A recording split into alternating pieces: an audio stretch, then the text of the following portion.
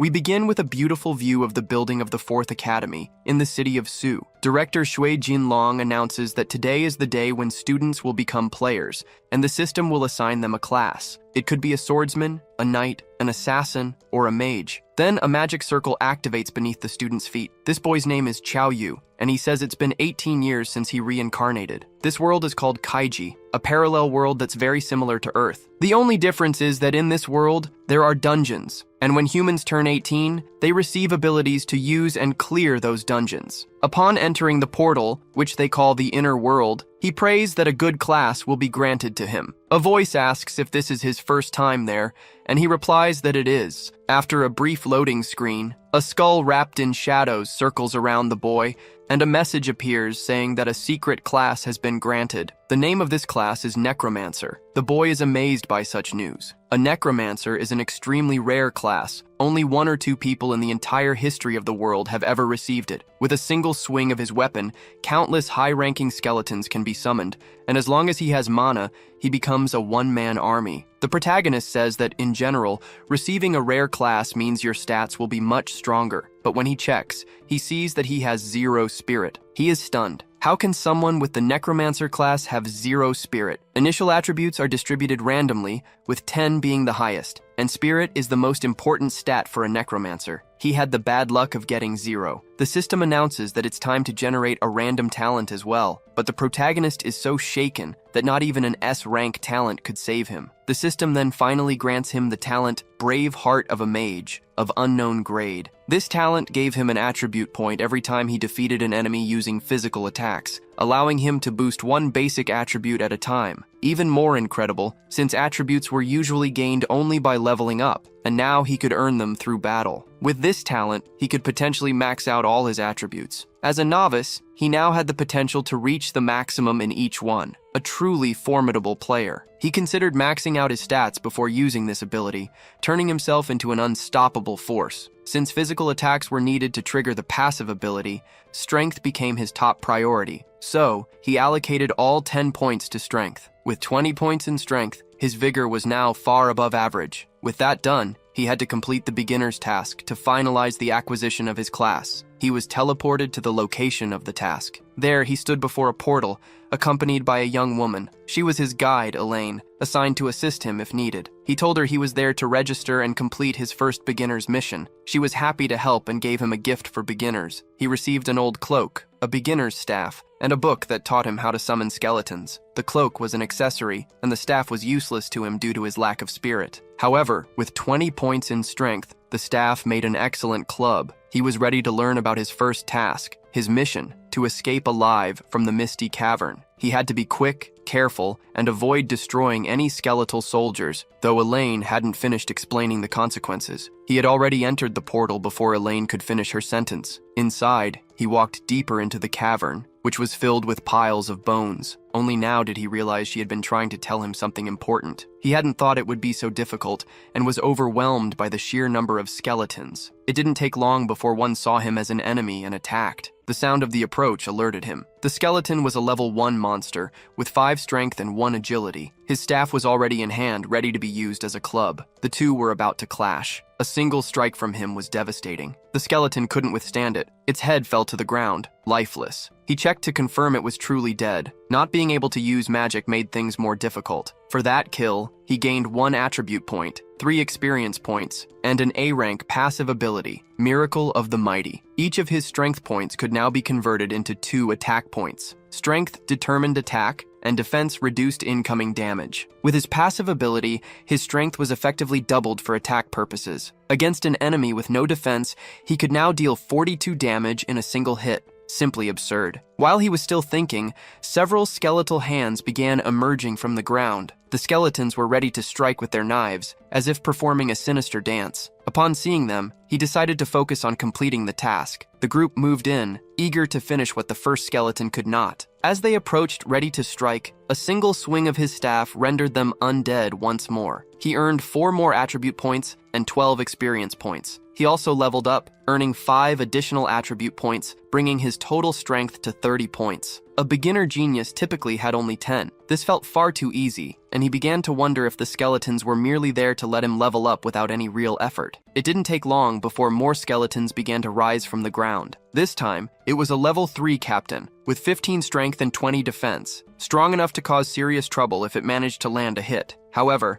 with only 1 agility, it was highly unlikely it could strike him. His first staff attack was blocked by the skeleton's shield. After defending, the skeleton countered, striking the ground where the player had stood. Not only was the movement precise, but the blow was powerful enough to create a hole in the ground. Knowing the skeleton was slower, he spotted an opening in its defense. This time, the staff struck its unprotected ribs. The hit made the skeleton lose balance and fall, giving him a clear chance for a solid blow. Exhilarated, he taunted the skeleton to try and block this one. The staff came down like a police baton on an unaware target's back. He earned 3 more attribute points and 10 experience points. That had been harder than expected, and he couldn't imagine how other players were getting through this. Then he remembered what director Jin Long had said about monsters sometimes dropping their cores, which granted random rewards. And now he was curious to see what this one would drop. It turned out to be consumable gloves that guaranteed the next strike would be a critical hit, though they could only be used once. While standing still and analyzing the item, more skeletons began to emerge from the ground. He certainly didn't expect more enemies to show up, and with each rising skeleton, even more followed. Even though he was now level 2, he only had 20 health points and needed to be cautious. Still, with his overwhelming strength, dealing with these monsters was too easy, and he earned another 10 attribute points. Thankfully, the skeletons only had 1 agility point, which made them slow. He decided to check his attribute window. At level 3, his strength had already reached 46 points. Outside, the students were discussing the classes they had received. Some would make their parents proud. Director Jin Long remained silent, seemingly waiting for one last student to finish the test. No one could understand how it was taking so long. After all, the task was just to run, and the skeletons were slow. Among the students, someone who knew him was growing concerned. Inside the cavern, he wondered if the skeletons were finally done, and why there was still no notification about the task's completion. Then, a haunting voice echoed, asking how he dared. His attention snapped to the source of the voice. Skulls began levitating around the cave. They started flying, and the boy had to dodge them. In front of him, bones were assembling, forming something larger. Shadows, resembling flames, rose from the ground. Now standing before him was a terrifying creature, clearly more dangerous than anything that had appeared so far. It was the Skeleton King, already injured, but still boasting 45 strength, 60 defense, and abilities such as piercing bone and explosive bone. A boss like this in a beginner's task was excessive, and he began to wonder if director Jin Long intended for the students to become just memories. The Skeleton King prepared to strike first. The initial attack missed the young man. He was lucky to dodge it. Had it landed, he likely wouldn't be alive. His advantage lay in the king's lack of agility, but the real question was whether he could break through such high defense. There was only one way to find out. His first strike landed on an exposed part of the skeleton. The blow dealt 32 points of damage. It had worked. Now, he only had to repeat that 10 more times. Motivated, he launched a flurry of attacks on the Skeleton King. With its low agility, there wasn't much it could do to avoid being hit. After being struck repeatedly, the king collapsed to the ground, exhausted. The young man wondered why the boss was already down when it still had 200 health points left. That's when something unexpected occurred. It was the first time the Skeleton King had seen someone make it through the cavern using only physical strikes. If it still had its minions, it wouldn't have been this weakened. A mere novice had managed to breach its defense. It couldn't allow this player to leave the place alive. Suddenly, the Skeleton King grew even stronger. It began tracking the player's movements and was ready to counterattack. Now, it was visibly faster. It launched another attack, and the player narrowly dodged it. He was still the more agile of the two, but things were getting riskier. Head-on attacks wouldn't be as effective anymore. He needed to adapt to the Skeleton King's new speed. The monster struck again. Then the player noticed a boulder, unstable and ready to fall. As he dodged the attack, he moved closer to it. The two locked eyes, silently analyzing each other. The player deliberately provoked the Skeleton King, urging it to attack him at that spot. The provocation worked. The king prepared to strike. Their first clash was blocked using the staff. However, the force of the blow sent the player flying, costing him 26 health points. Even though it was just a shove, he was left with only 4 health points. The Skeleton King, unsatisfied, kept advancing, determined to end the fight. The player knew that even the slightest hit would be fatal. The monster struck again, heedless of its surroundings. Just as it completed its attack, rocks from the cave ceiling began falling directly onto its head. That small collapse costs it 70 health points. Now it struggles to free itself from the trap. with only 129 health points remaining. Seeing it trapped, the player decides to seize the opportunity to end it quickly, knowing he can't afford to continue the fight with so little health left. Motivated, he prepares to finish everything with a single blow. He equips a single-use glove that guarantees his next attack will be a critical hit. This time, he won't use the staff. He's going to rely on his fists. The skeleton watches its adversary completely powerless. A powerful punch is delivered, destroying part of the cave floor. The flames surrounding the skeleton begin to fade away slowly. Finally, the system announces that he has completed the task, and as a reward for being the first to defeat the boss, he receives 30 attribute points. For having defeated it barehanded, he earns an additional 10 points, 50 experience points, and 3 levels. Additionally, he receives the Skeleton King's Ring, which he hadn't expected. When used, the next attack deals 50% additional damage, with a cooldown of a full day. It's a good item because it's reusable in a Class C, meaning he could sell it for a significant value. Stelly's intrigued that he was the first to defeat the Skeleton King. He wants to know how others managed to pass that test, but it no longer matters. He just wants to leave. Now he has 76 strength points, with the brave heart of the mage Talon, and the skill muscle makes miracles. Finally, he appears outside among the other students. His friend Yang hugs him joyfully, relieved after worrying about his delay. Yang wants to know why it took him so long since everyone else completes it quickly, leaving him even more surprised. It's been 3 hours since the last person finished the task, so he asks Yang about his class. Proudly, Yang says he's now a mage. It's strange, as if they had entered the same world. A snob approaches Xiao, saying he was the last to complete the task. Meifei is the pest's name, and he says the protagonist is just a fool, asking if he wants to know what his class is. Xiao wonders why this guy loves to pick on him. It's like dealing with a silly child. It doesn't take long for the director to address everyone, announcing that training starts tomorrow, and students should now present their classes and talents. Some of them introduce themselves enthusiastically, while others less so as they have low-ranked talents. A girl says that besides being a mage, she's also a healer. Her name is Xiao. Ju says she's a paladin with a B-rank talent. The annoying Meifei is a swordsman with a B-rank talent as well. Some students begin stroking his ego since a swordsman is a very good class. Thinking to himself, the director realizes that with B-rank talent, some of them could become remarkable. Now it's Zhao's turn to present himself. He announces he's a necromancer, but before saying what his talent is, he stops speaking. It's not convenient to reveal his talent. The truth is, even he doesn't know what it is. The director is quite pleased because a necromancer is his secret class. The students are even more surprised because a necromancer once wiped an entire union off the face of the earth. Meifei is intrigued by this secret class since mages are fragile in melee combat. Necromancers are even weaker than mages physically and rely on offensive classes for protection while casting spells. Since Xiao didn't reveal his talent, Meifei assumes it must be something very low rank. Some comment that Xiao is a cool guy because he's not bragging about having a secret class. If it were them, they'd already be showing off. The problem is that he can't cast any spells and doubts he'll be able to defend himself during training. The director, however, concludes that once Xiao completes the basics,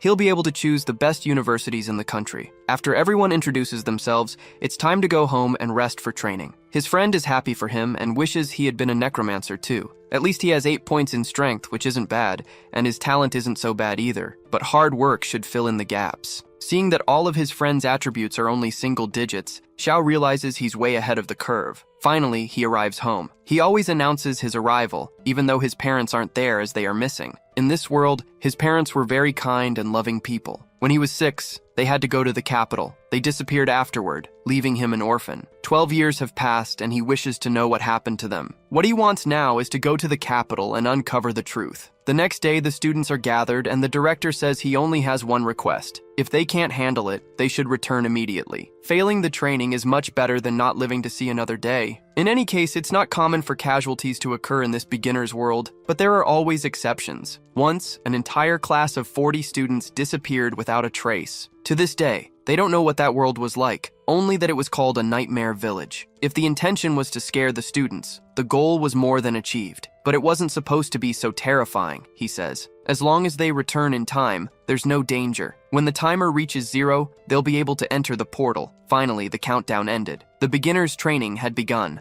Several black lightning bolts form, and they are now in another world. The students find themselves in what appears to be an abandoned village. Some look around in fear, but Muffy says he's with them and that's enough for protection. A pair of suspicious feet observe the students hidden in the shadows. Confident, Muffy asks them to follow him, promising to lead them to the end of the training. With this, he wants to prove to everyone that he's the strongest and that even though Kyo has a secret class, he's no match for him. Everything about this place was strange. There hadn't been any sign of the system so far. A figure appears and says it's truly pitiful. Because they're all so young, it's almost heartbreaking. Not knowing if it's an NPC or not, Kyo asks the figure what he means by that. Finally, he greets them formally. He welcomes them, explaining that they are now in the Nightmare Village, where the seemingly simple challenge has an S-level difficulty. The is calculated differently. It would be equivalent to an E-level dungeon in normal terms. Their task is to survive and uncover the secret at the center of the village. Knowing the story the director told, they are terrified. Faced with this, some try to escape, unwilling to stay in such a place. Muffy attempts to calm the students, explaining that for an E-level challenge, one must at least be in the initial stage. They are all still disciples. Beyond that comes the initial, intermediate, final, king, and divine stages. As soon as one student reaches the village exit, the barrier prevents them from leaving. The man explains that once they are inside, they cannot leave. It doesn't take long for panic to set in, leaving the students completely hopeless. The man's bluntness makes Kyo perceive him not as an enemy, but as someone truthful, making it plausible that others may have vanished at this stage. Walking among them, he tells them not to worry and encourages them to get more comfortable. Muffy interprets this as the man motivating them to face the challenges with confidence. In reality, he is suggesting they accept the fact they won't survive past this day. If there weren't heavy pants before, there are certainly more than one now. He introduces himself as Woogum, the village chief, and explains there are 2 rules for living in this place. They can live in any vacant house, but must not touch the black stones on the doors. The second rule is to always return home before dark, and to lock all doors and windows, never opening them under any circumstances. Kyo asks why they can't leave their houses at night. The man responds that the boy will understand once night falls in this place. As night comes,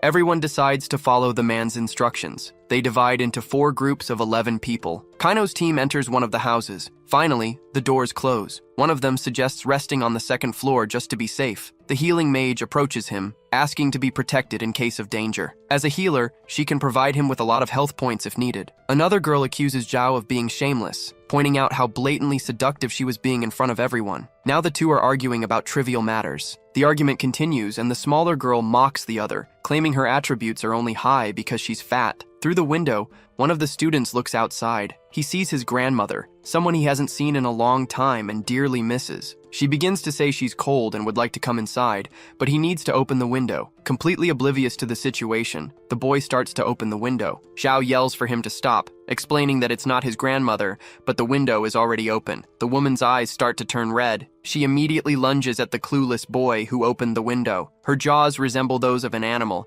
and the student is about to become a memory. A spear is conjured inside the house. San appears, containing the ability. It's Yang, who declares he won't be able to hold the monster for much longer. However, it's enough time for the clueless boy to save his own life. This is a level 3 monster with 25 points in strength and agility. A normal monster, but extremely strong by novice standards. Focusing its attention on the mage, the monster attacks. Unable to dodge, the mage jokes that if he eats him, he has so much fat it'll make the monster sick. The attack is stopped by a magical barrier that appears. It was conjured by the smaller girl, but as time passes, she begins to lose health. She demands the healer do her job and asks Kyo to summon his undead. Listening to her, both start working as well. The healer prepares her healing magic. She manages to restore her teammates' health as fast as it depletes. If everyone works together, victory is possible, as long as Kyo performs his summoning spell. But seeing him already on the front lines surprises her. A single strike with the staff is enough to push the monster back. Yang worries, saying that's not how the staff is supposed to be used and that his friend is putting himself in danger. Yet again,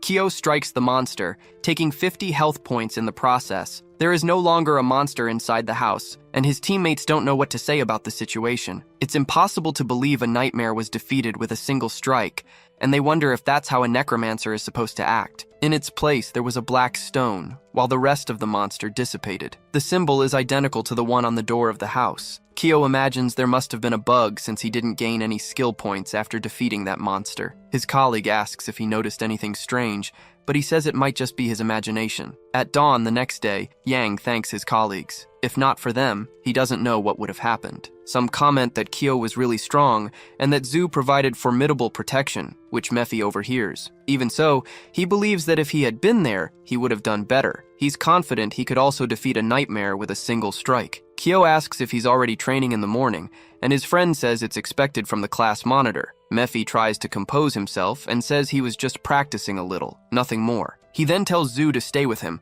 promising not to let her take any damage, but the girl says that's her role. If she doesn't take damage, someone else will. He tries to insist he'll fight alone, but she says that's misguided thinking, and that they need to work together and learn from Kyo. Amid their conversation, someone shouts to finish everyone there. None should escape, and all of them should be thrown into the fire. The village chief orders them to eliminate anyone who resists. Mephi says there must be some misunderstanding, but the chief replies that they know what they did last night. Xiao notices the numbers on both sides are roughly equal, with no significant age difference. The chief explains that the nightmares protect the village, and by breaking the rules they are being punished. For their sins they must be punished more than 1,000 times. Mephi asks if there's another way, claiming they destroyed the nightmare accidentally. Indeed there is. The one who angered the nightmares must spend the night outside the shelter. The chief is curious to see if anyone among them has the courage. Not knowing the number or danger lurking outside, staying outside the house is basically asking to become a memory. Xiao quickly steps forward, saying he was the one who defeated the nightmare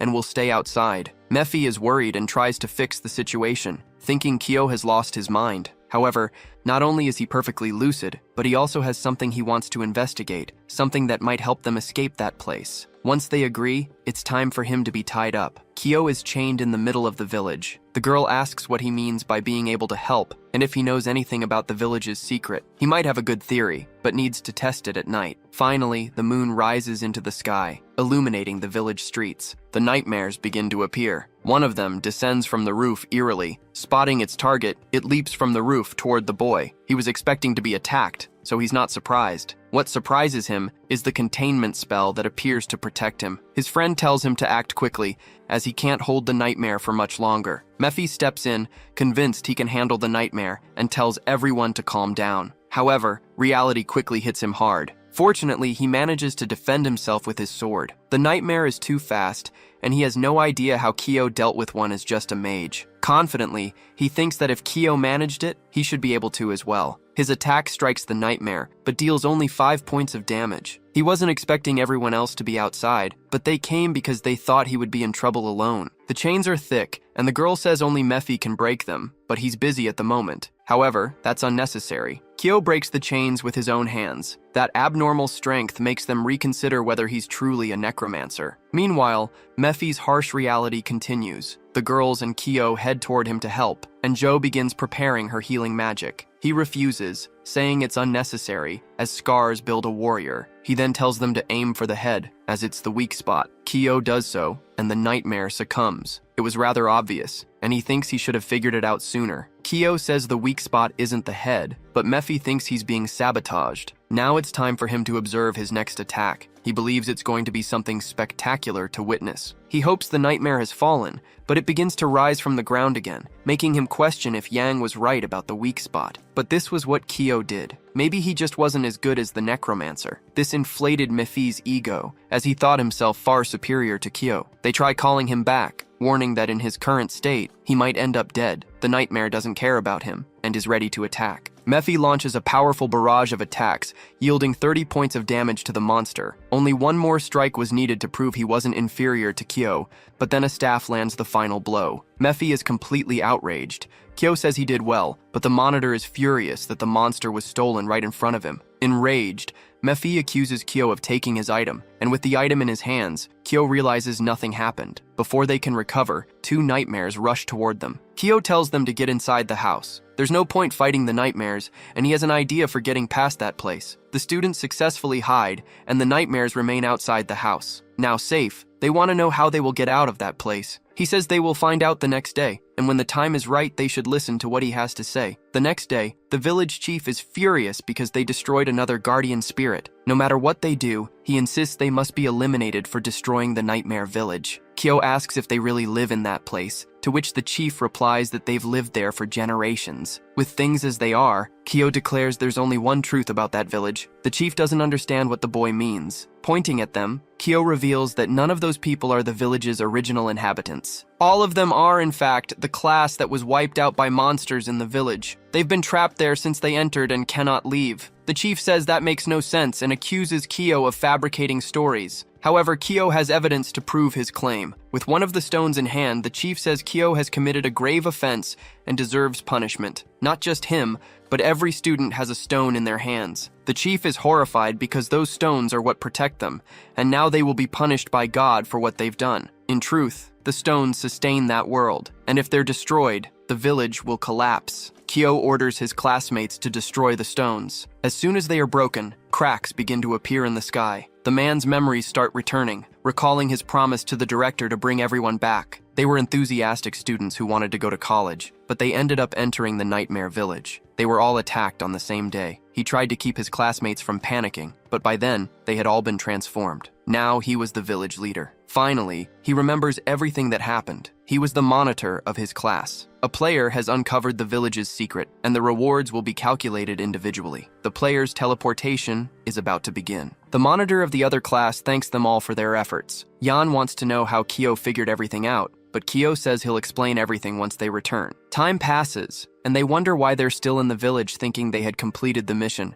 A new mission has appeared for the 5 who destroyed the stones. They must recover in the heart of nightmares. It's an E-level difficulty mission. Kyo is now level 5 with a strength of 101 points. The rest of the students have returned, leaving only Kyo and a few others still there. If this is really the case, they must have received a secret mission, which alone will guarantee them spots in the best universities. However, it's undoubtedly dangerous, and they might not be able to complete it. Except for Kyo, the others are only level 3. Attempting that mission is practically impossible for them to succeed. One of the girls asks if breaking the stones was necessary to reveal the truth. Yan, on the other hand, thinks Kyo wanted his classmates to undertake this secret mission with him. Mafei doesn't think that's the case, but being competitive, he wants to complete the mission before Kyo. Omega's hand emerges on the rooftop. It doesn't take long for several others to appear as well, intent on finishing off the students. They shout furiously that the students must die. 4 is a formidable number, and Yan doesn't think they'll be able to handle them, so they coordinate their abilities to withstand the onslaught. Mafei is the first to attack, dealing 10 damage to one of them. He's still dissatisfied that his attack can't finish off a monster in a single strike. The killer says she's almost out of mana,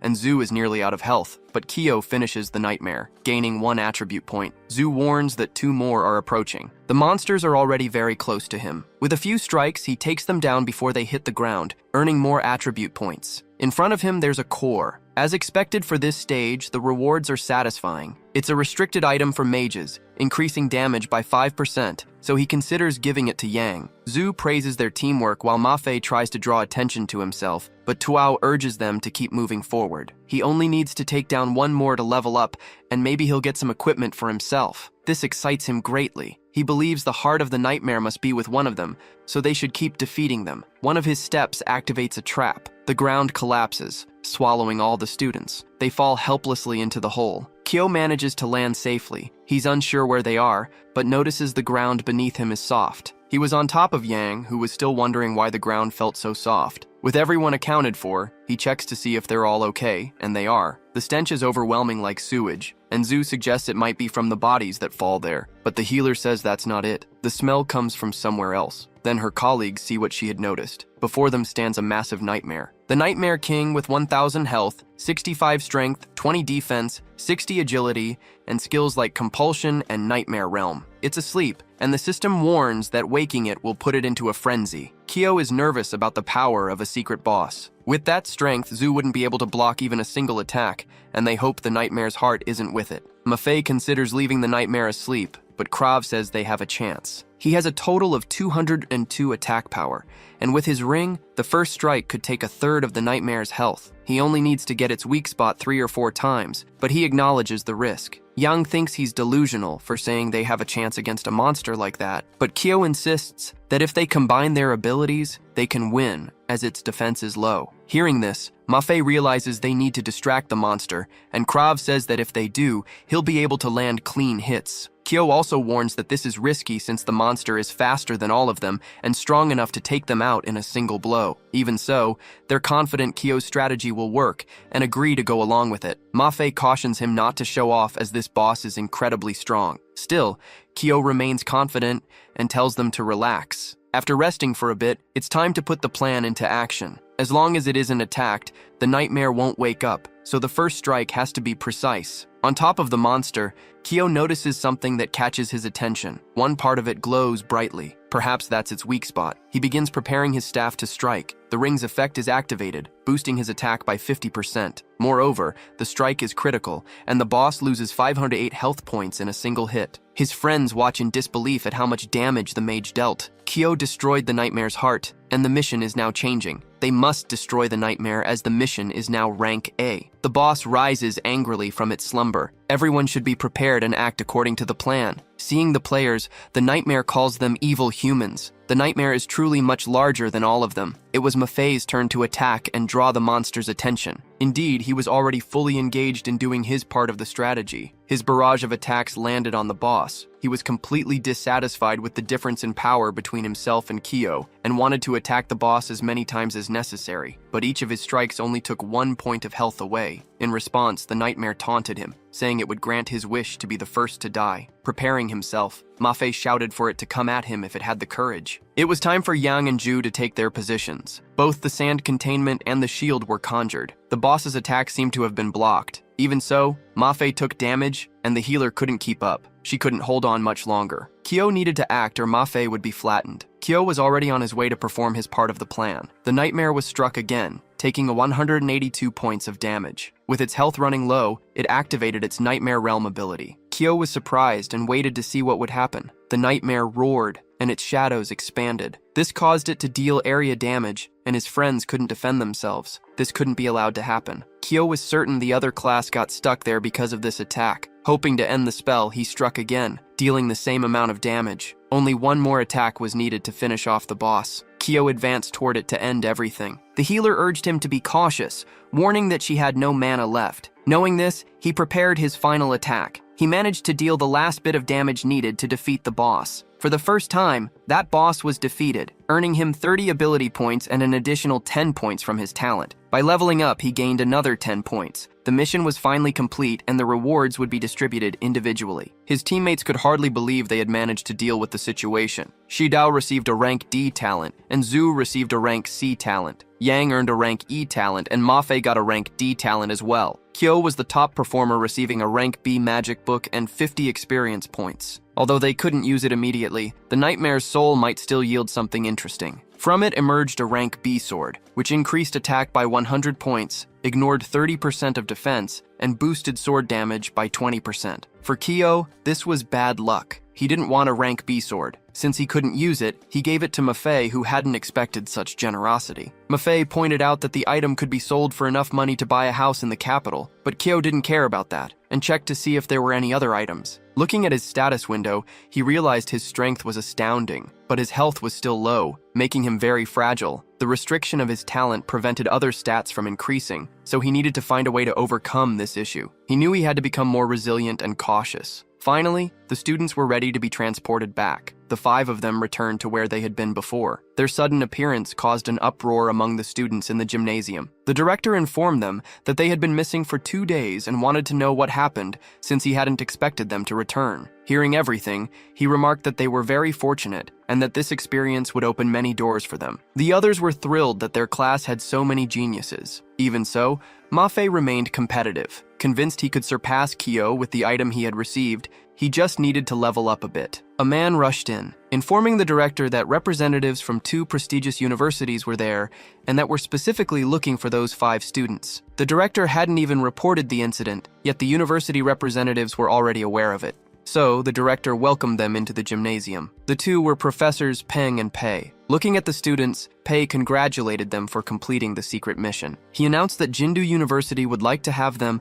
and offered to write recommendation letters immediately if they wished. The other professor argued that you shouldn't do that without conducting a proper test, and the two began to argue. Pei is from Hokkien University and tells them not to worry. The test only serves to see how they behave in certain situations and whether they are adaptable. As a necromancer, Kyo cannot show the abilities of his class, but he wants to go to Jindu to learn more about his parents. The professor then asks who would like to be tested first. Mafe volunteers, saying he is a level 5 swordsman with a B-rank talent. Being at level 5 after only completing beginner training is impressive, the professor thinks. Pei praises the boy and asks him to try and hit him, noting that he is level 25 and a marksman. The student advances, asking the professor to be careful. He delivers his strike, which hits the magical barrier directly. The tip of the sword pierced the defense, to the professor's surprise. He complimented the boy's technique, and Mafe thanked him for the praise. They estimate that his strength must be at 35 and his agility also quite high. These comments drive the students wild as they are deeply impressed. Faced with such talent, the professors realize they'll compete for him. Both ask if he has chosen which university he wants to attend,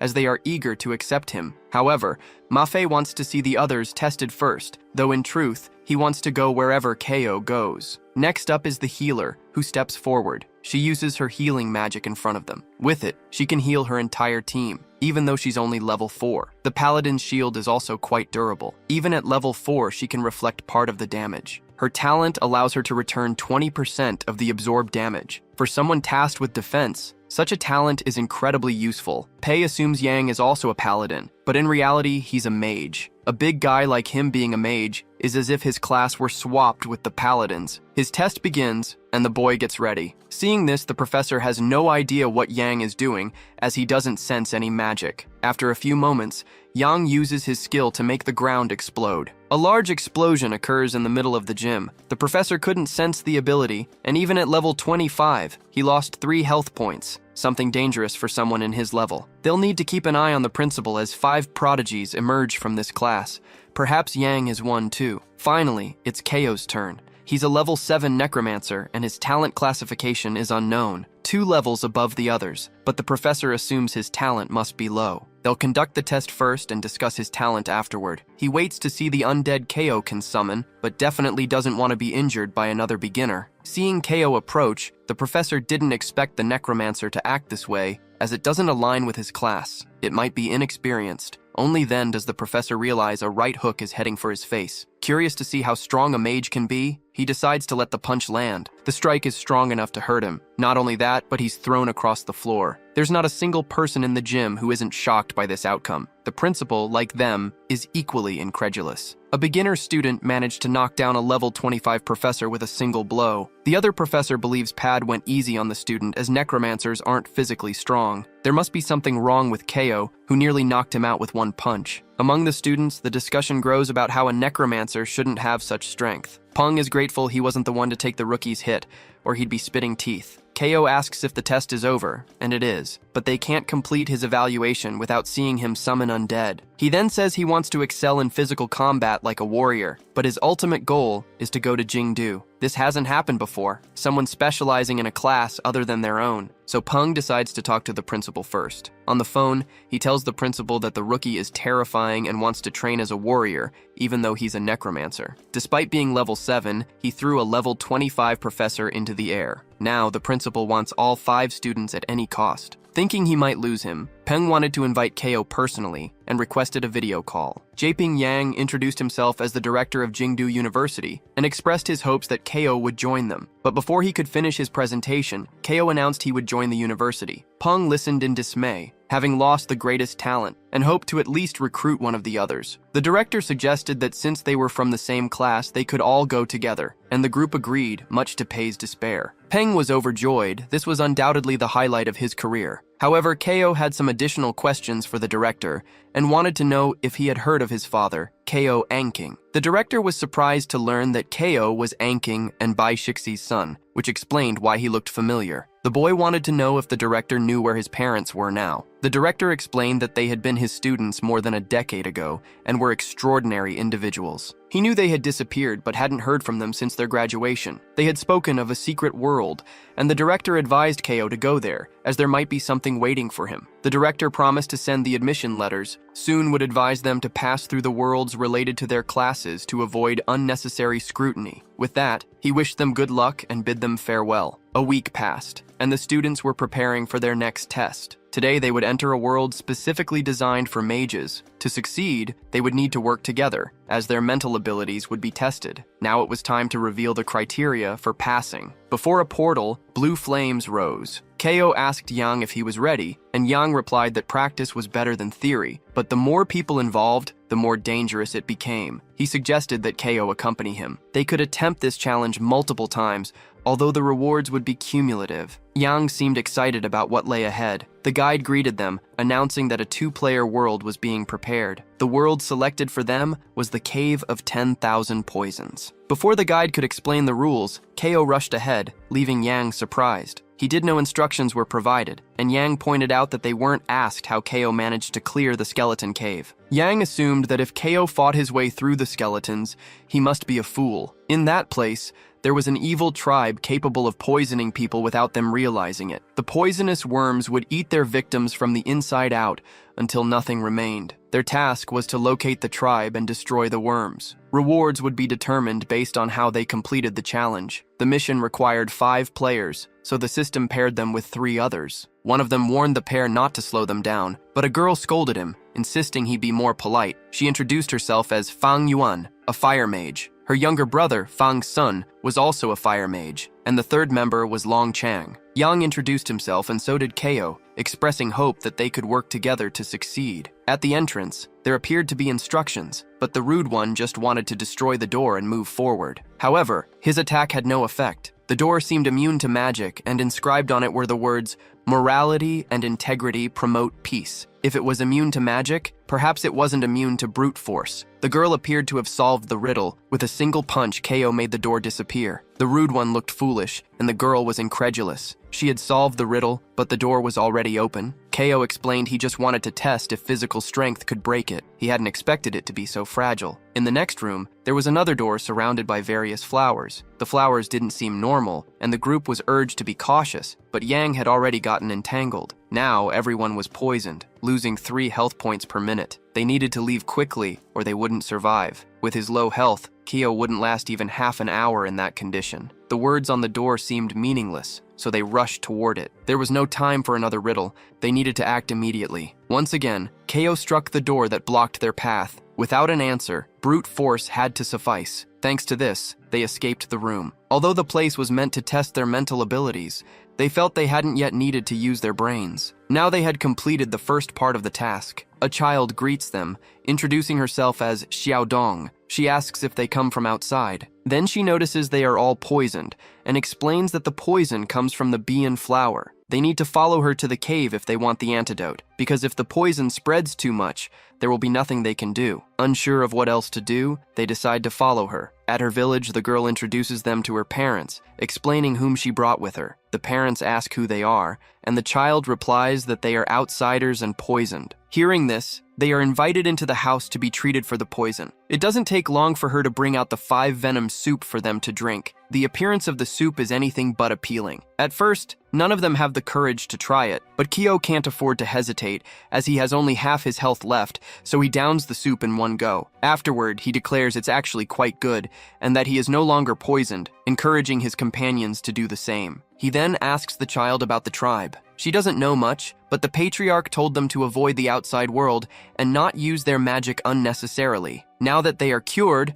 her mother asks them to leave since they aren't accustomed to hosting outsiders. However, the child protests, saying they shouldn't leave because they rarely have visitors. She tells them not to listen to her mother and that they can stay as long as they want. With that, Ko agrees to stay as everyone has low health, though he finds the family's behavior strange. The child then bids them goodnight, leaving them to rest in the house. She personally escorts her parents outside. That night, the full moon would rise and soon it would begin. The villagers gather in one place.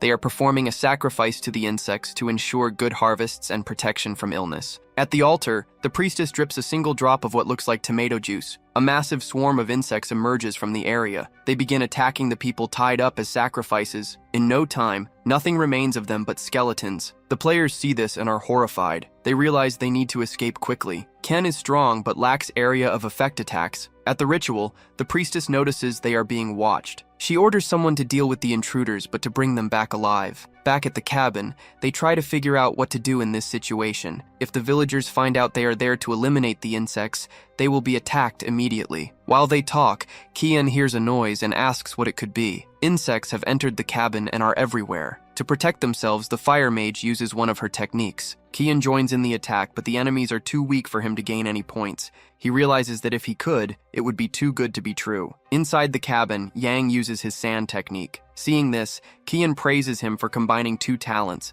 but it drained almost all of Yang's mana. A warrior from the tribe approaches, remarking on how tough they are. Because of what they've done, he says they will become food for the insects they revere. While he speaks, Yang uses the same technique, but it only takes 11 health points from the warrior. It's almost useless, as the warrior is level 10, with 40 strength and 20 defense. NPC stats remain hidden until they take damage. Seeing this, they doubt they can overcome him as he is as strong as a boss, but Kyo doesn't care, and wonders if this world operates differently from others. As the imminent attack approaches, the warrior doesn't think he'll take any significant damage. Yet with a single punch, he loses 121 health points, enough to put him on alert. Angered at being hurt by a mere human, he uses his insect bite ability. Now he's much stronger and has significantly better defense. He imagines that no one can hurt him in this form. Still, Kyo isn't the least bit impressed. After a brief session of slaps to the face, the warrior is humbly prostrated with only 23 health points left. Now it's time for him to spill the beans about the sacrifice and who Priestess is. He explains that it's a pact with the insects to perform sacrifices every full moon, and that their queen resides in the green stone. That's why they were healed to become the next sacrifices. Xiao now wants to know why Xiao calls the place by a different name, but the man claims he doesn't know who she is. There is only one person with the name Dong there, and she is their matriarch. Thanking him for his cooperation, Kyo lets the man go on his way. Changing his mind, Kyo decides to finish him off and collect a skill point. With that, he levels up and earns an item, the Sage's Protection, which can prevent a fatal blow once. An S-rank item is invaluable in any situation. Now the group discusses their next move as the villagers will soon discover the man is dead, and dealing with the matriarch won't be easy. The mission requires them to eliminate the insects so they don't have to confront the villagers directly. Therefore, their best chance is to act before the matriarch realizes what has happened. Walking along, they find the path clear and proceed. On the ground, they see the bodies of the child's would-be parents realizing their own. That explains their strange behavior. Not everyone there is evil. Combining their attacks, they attempt to destroy the stone where the queen resides. The combination results in an explosion. Before them, a massive crater is revealed. That should have been enough to end the insects, but the mission continues. Behind them, a woman speaks, commenting on how unruly they have been. If they are there, it must mean her warrior is no longer alive. If this is the matriarch, Kyo wants to know if she is Shudong. She asks if he dislikes her current form and wonders if she should transform into a child again. As a child once more, she asks which form he prefers. Her plan was to make him her companion, but since he has killed so many insects, there is nothing she can do now. Kyo demands to know why she treated members of her own tribe that way. They were her parents. To her, they were merely two useless, disobedient individuals. Unfortunately, Kyo is an orphan, and this deeply angers him. Noticing his anger, she tells him not to be upset. He will be reunited with them soon enough. Suddenly, a swarm of insects appears, ready to attack. The voracious cloud heads straight for Kyo. The fire mage says they need to help him and begins casting her magic. But before they can act, the warrior from earlier attacks them. He declares they shouldn't interfere with the matriarch and should face him instead. He is level 10 with 50 points in strength and 30 in defense and agility. The insects are numerous, and Kyo is taking steady damage. If his agility and defense matched his strength, this would be much easier. He considers using the brave heart now, but decides to keep fighting since he can survive a fatal blow. As he gets closer, the matriarch assumes he is eager to become insect food. However, she didn't anticipate what happened next. With a single strike, Kyo leaves a gaping hole in her body, but it wasn't fatal. She has 30 points in strength, 20 in defense, 50 in agility, and is level 10. She is also a rare NPC. Her stats are low, so there must be another reason she is rare. While lamenting the damage she has taken, her agility increases by 8 points. Kyo braces himself for her next move. Her strike was devastating. Before he realizes it, her hand has already pierced his chest. Her agility surged suddenly, leaving him with just 9 health points. Once he dies, she plans to use his skin as a souvenir. Yang is worried about his friend's condition, as Kyo is in serious trouble. While Yang is distracted, the warrior takes the opportunity to launch a potentially fatal attack. This reinforces the idea that they shouldn't ignore him. Yang casts his magic again, to which the warrior scoffs, claiming he takes no damage from fat people. He says those attacks only tickle. Surprisingly, the sand turns red. It explodes, dealing 312 points of damage to the warrior. Now the warrior is much slimmer, having used a fat-burning ability. Free of his enemy, Yang rushes to assist Kyo, who is more concerned about the fact that his friend is now a skinny guy. Even Yang doesn't fully understand it. He just got angry, lost weight, and now has almost 300 points in spirit. This is extremely high and interferes with how he uses his talents. Knowing this, he grabbed the matriarch and asked his friend to use that technique one more time. However, doing so would likely cause him to perish in the process. He told his friend to trust him and to act rather than talk. Trusting him, his friend began preparing the technique. The matriarch begged him to let her go,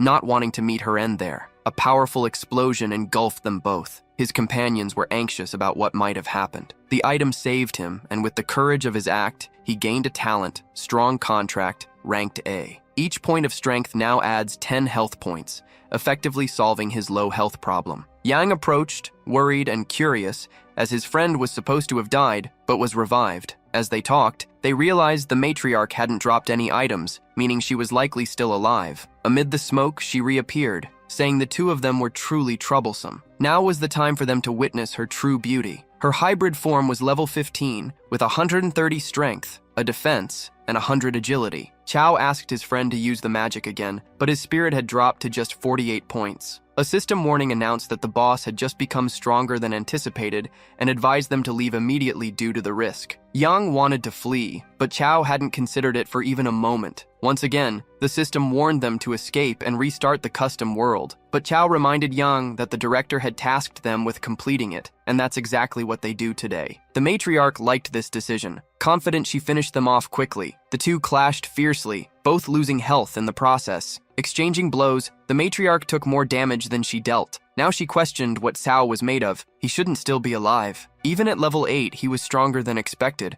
almost as if he were the boss of this place. A mage wasn't supposed to have this kind of strength. Amid the fight, she asked him to pause and demanded to know if Baiji had sent him. It could only be him, she said, as Baiji was her creator, but Chao had no idea who that was. Using his staff, he struck again, dealing 213 damage. The name Baiji seemed to strike a nerve with her. She muttered that it couldn't be possible, that he couldn't have that name or have defeated her. With his victory, Chao earned 15 skill points and 75 experience points, leveling up once again. The stage was finally completed, and the rewards were being calculated based on performance. Xuan and Yuan received an E rank, Long an F, Yang an A, and Cao an S. After receiving the rewards, Chao was now level 10 and nearly at the initial stage, strong enough to enter dungeons alone. He received a B-ranked item usable at level 11, which increases health by 800 points. Additionally, he obtained a mysterious magic cube with some kind of sealed power inside. The cube formed a connection with Cao, allowing him to use abilities from others as long as they weren't more than 10 levels higher than him. However, it still had one sealed ability. This item was already excellent, so the sealed ability must be even better. A portal appeared and the guide congratulated them for completing the Cave of 10,000 Poisons. As an additional reward, she increased their spirit by 20%. It was a great reward, though 20% of 0 is still 0. The others thanked Cao, as it was thanks to him that they were alive. When asked which university he would attend, he replied, Jingdu. Hearing this, they decided to go there as well. The guide seemed pleased with their progress. At level 10, Chao's strength was 202, and his total health was 4,140, thanks to his items. This didn't include the cumulative skills he had gained. Back at the school, they were welcomed by their peers. Mafei couldn't believe Kuei was already level 10. After all, in the mage world, there are fewer monsters, making steady progress more difficult. The girls, on the other hand, couldn't believe the other boy was Yang, as he looked entirely different. However, Yang was eager to regain his weight, as he didn't feel safe looking so slim in the other world. Since they already had their spot secured, someone asked if they still needed to take an exam. Besides, the exam day was important, gathering the best students, and the winner would also receive an A-ranked item. Dafe said he would participate and take first place among the warriors. He heard from his father that this year's first place winner will receive an S-level item. Knowing the prize is good, Quay decides to win the competition. Spying on him are some people who assume he is weak because he is at level 10. They descend toward him to capture him. Standing before him, they block his path. Not knowing who they are or why they are there, he asks if he can help them. They want to know if he is Quay, the one who defeated Sundong in the Cave of 10,000 Poisons. Both are assassins, but weaker than him. They might be related to Baizi, as she had mentioned before. Now he regrets not interrogating her further. He then says his name is Mafia, and claims they have the wrong person, prompting one of them to apologize for the inconvenience. However, the other calls him foolish for believing that. It was time to take him back in case he was a mage. In the blink of an eye, the two vanish. Even so, Quay shows no reaction of surprise. The two attack him simultaneously. He doesn't even bother to dodge, clearly lying about his identity. Before they can complete their thought, Quay was already prepared to attack the first one. With one strike, he takes away 197 health points from the unsuspecting attacker. The other realizes his enemy is strong, as even he cannot do that to his companion. Indeed, this man is no mage. Looking at the remaining fool, Quay asks if he is ready for round 2. The man begins apologizing to Mafia, explaining he mistook him for someone else. He admits he is just a weak cog in an organization ranking below 7,000 and hopes the matter can end there. A level 18 Istasan ranking among the 7,000 strongest in their organization highlights its power. He needs to let them go, or the retaliation will be worse. Continuing his path, Quay says he hopes they find who they are looking for and offers to help, which they decline. Baizi is a divine white beast with horns, worshipped for exorcising demons from the land. Searching the internet, he finds no information about this organization. Soon his identity will be exposed, and with his current strength, he cannot defend himself properly. He needs to take the exam for his safety and head to Jingdu. As the director, there is the most powerful swordsman in the land, which would make him feel safer. If the university isn't safe, then no other place will be. Now he focuses his attention on the magic cube and what it can do. Perhaps it's an item that connects different worlds, which is why it was given to him. It raises more questions than answers, and Quay thinks about his parents. The apparent leader of this organization is atop a building. They report that their information was wrong, and that the person they found was indeed very strong. That result is useless to her.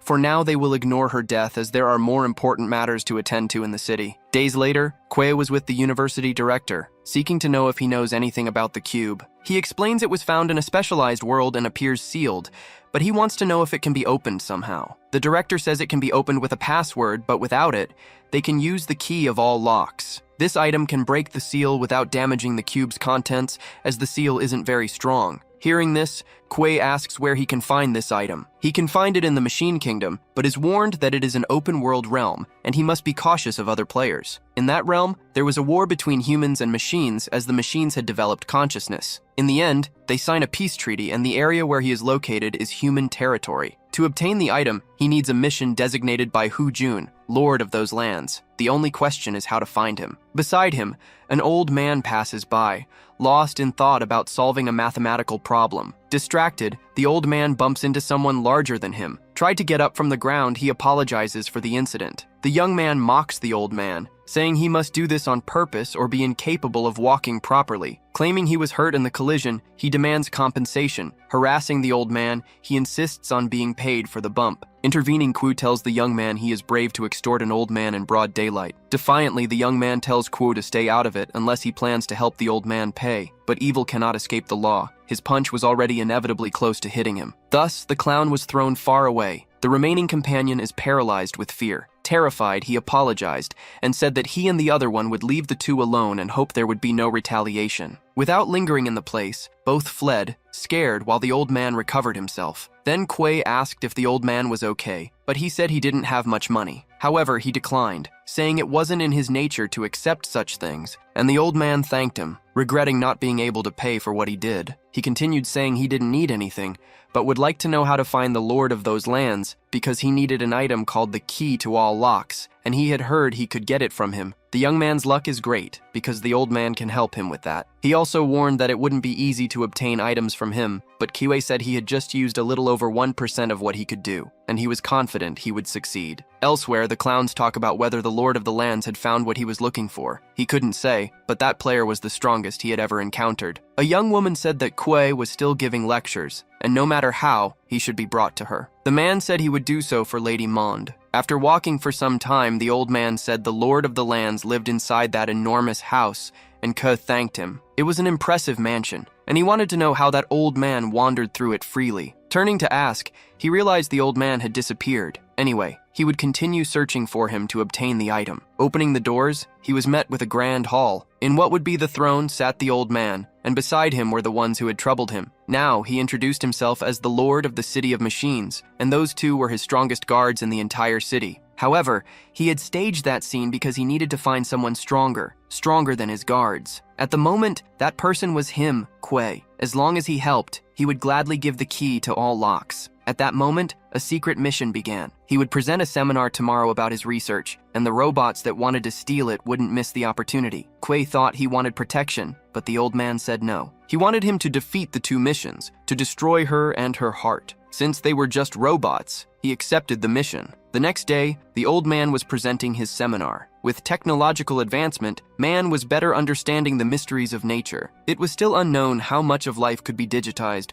but artificial intelligence was heading in that direction. And there was also the obstacle of reproduction. His question was whether a robot could develop, could grow. During the lecture, Kui didn't understand anything and just waited for the robots to show up. Above, a glass panel began to crack. Through the opening created, a robot descended from the air. It said metal was better than flesh and bones, and that the professor should embrace this truth. As soon as the robot arrived, security was called. One of the guards said that this wasn't a place for him, and his name was Scram. There was no response. Instead, the robot disappeared, reappearing only to strike him in the stomach. The others who were there to contain him watched helplessly. Thus, it didn't take long for him to handle the rest of the guards. Meanwhile, Kuei observed everything and said it was a very disrespectful sight. The old man said they were there for him, and that this time he would go to the kingdom of machines. But with that, he bet everything he had on Kuei. Scram subdued everyone, claiming his body was better because it wasn't biological. Through the same hole above, another figure began to descend. It was the Queen of Machines, and she ordered the professor to return with her. He agreed on the condition that she order the robots to stop. Binding him with chains,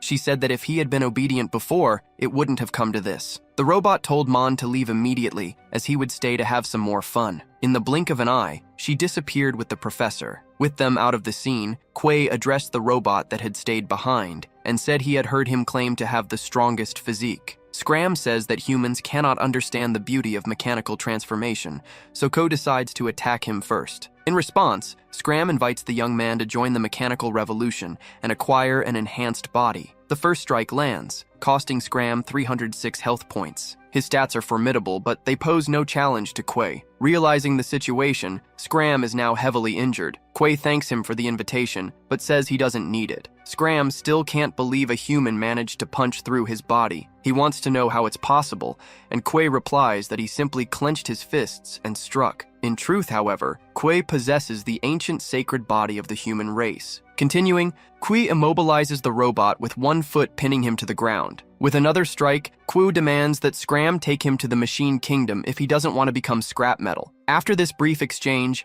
Scram begins leading Kuei to the Queen's location. Scram assumes the professor allowed himself to be captured to guide Kuei to the Heart's location. The robot is terrified of the young man's strength and doesn't understand why the Queen let him in. With more questions than answers, they continue their journey. In the Machine Kingdom, the Queen has the professor in custody. She apologizes to him for bringing him there in such a rough manner. The professor responds that he will not betray humanity to join her cause. However, the Queen urges him to stop being stubborn and look around. In front of them, something is being built and perfected. That is undoubtedly the heart he spoke of. It was both human and machine, a hybrid between the two, defying the term robot. The Queen prefers to call the process ascension, as the flesh is weak and the machine is strong. It was time for the professor to join the glorious evolution, but he calls her a traitor for abandoning her humanity to serve the machine's purposes. Hearing this, she asks what he just said. Several people begin falling from above as she asks the professor to observe. They scream for help as they are torn apart. Mechanical arms emerge from the robot,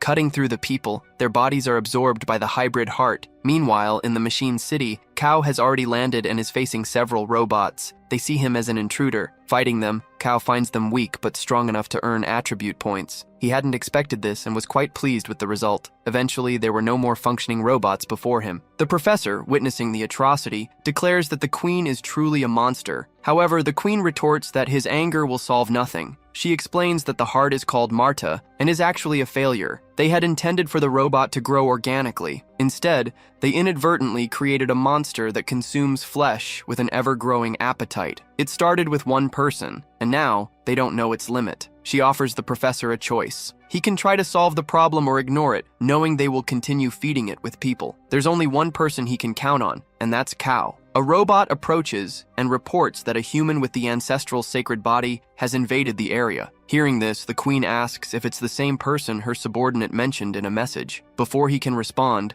a piece of metal flies into the room. Kao has just arrived. Finally, the person everything depends on has arrived. The queen wants to confirm if this is the person with the ancestral body. She congratulates Kao for entering her kingdom, noting that the warrior he defeated was one of the strongest there. She hadn't expected him to be defeated by a human. Mon is a rare level NPC, level 15, with excellent attributes. Looking at her, Kao asks if it's embarrassing to be defeated by a human with the ancestral sacred body and whether she wants to avenge him, without answering her guard's advance to attack him. This is great for Kao, since he can earn more free points easily. A single blow is enough to take down the first guard. With the same ease, the second guard is also destroyed. This mortal body is far stronger than those altered by the queen. Seeing this, the queen considers that the ancestral body might indeed be real and thinks he would be incredibly powerful if modified by her. He would undoubtedly be the strongest warrior in the world. Meanwhile, Kao asks the professor if he is all right. Already standing, he ordered the boy to look in a specific direction. It's the mechanical heart, level 15 and without attributes, but it seems to be undergoing a metamorphosis. He also said they are using people to feed the machine. Seeing that, he would destroy the machine even if the professor hadn't asked. At the moment, the queen only thinks they need to defeat the one with the sacred ancestral body. Then she said he should abandon his weak body and join the evolution. There was no reaction from him, and she is trying to figure out what he will do.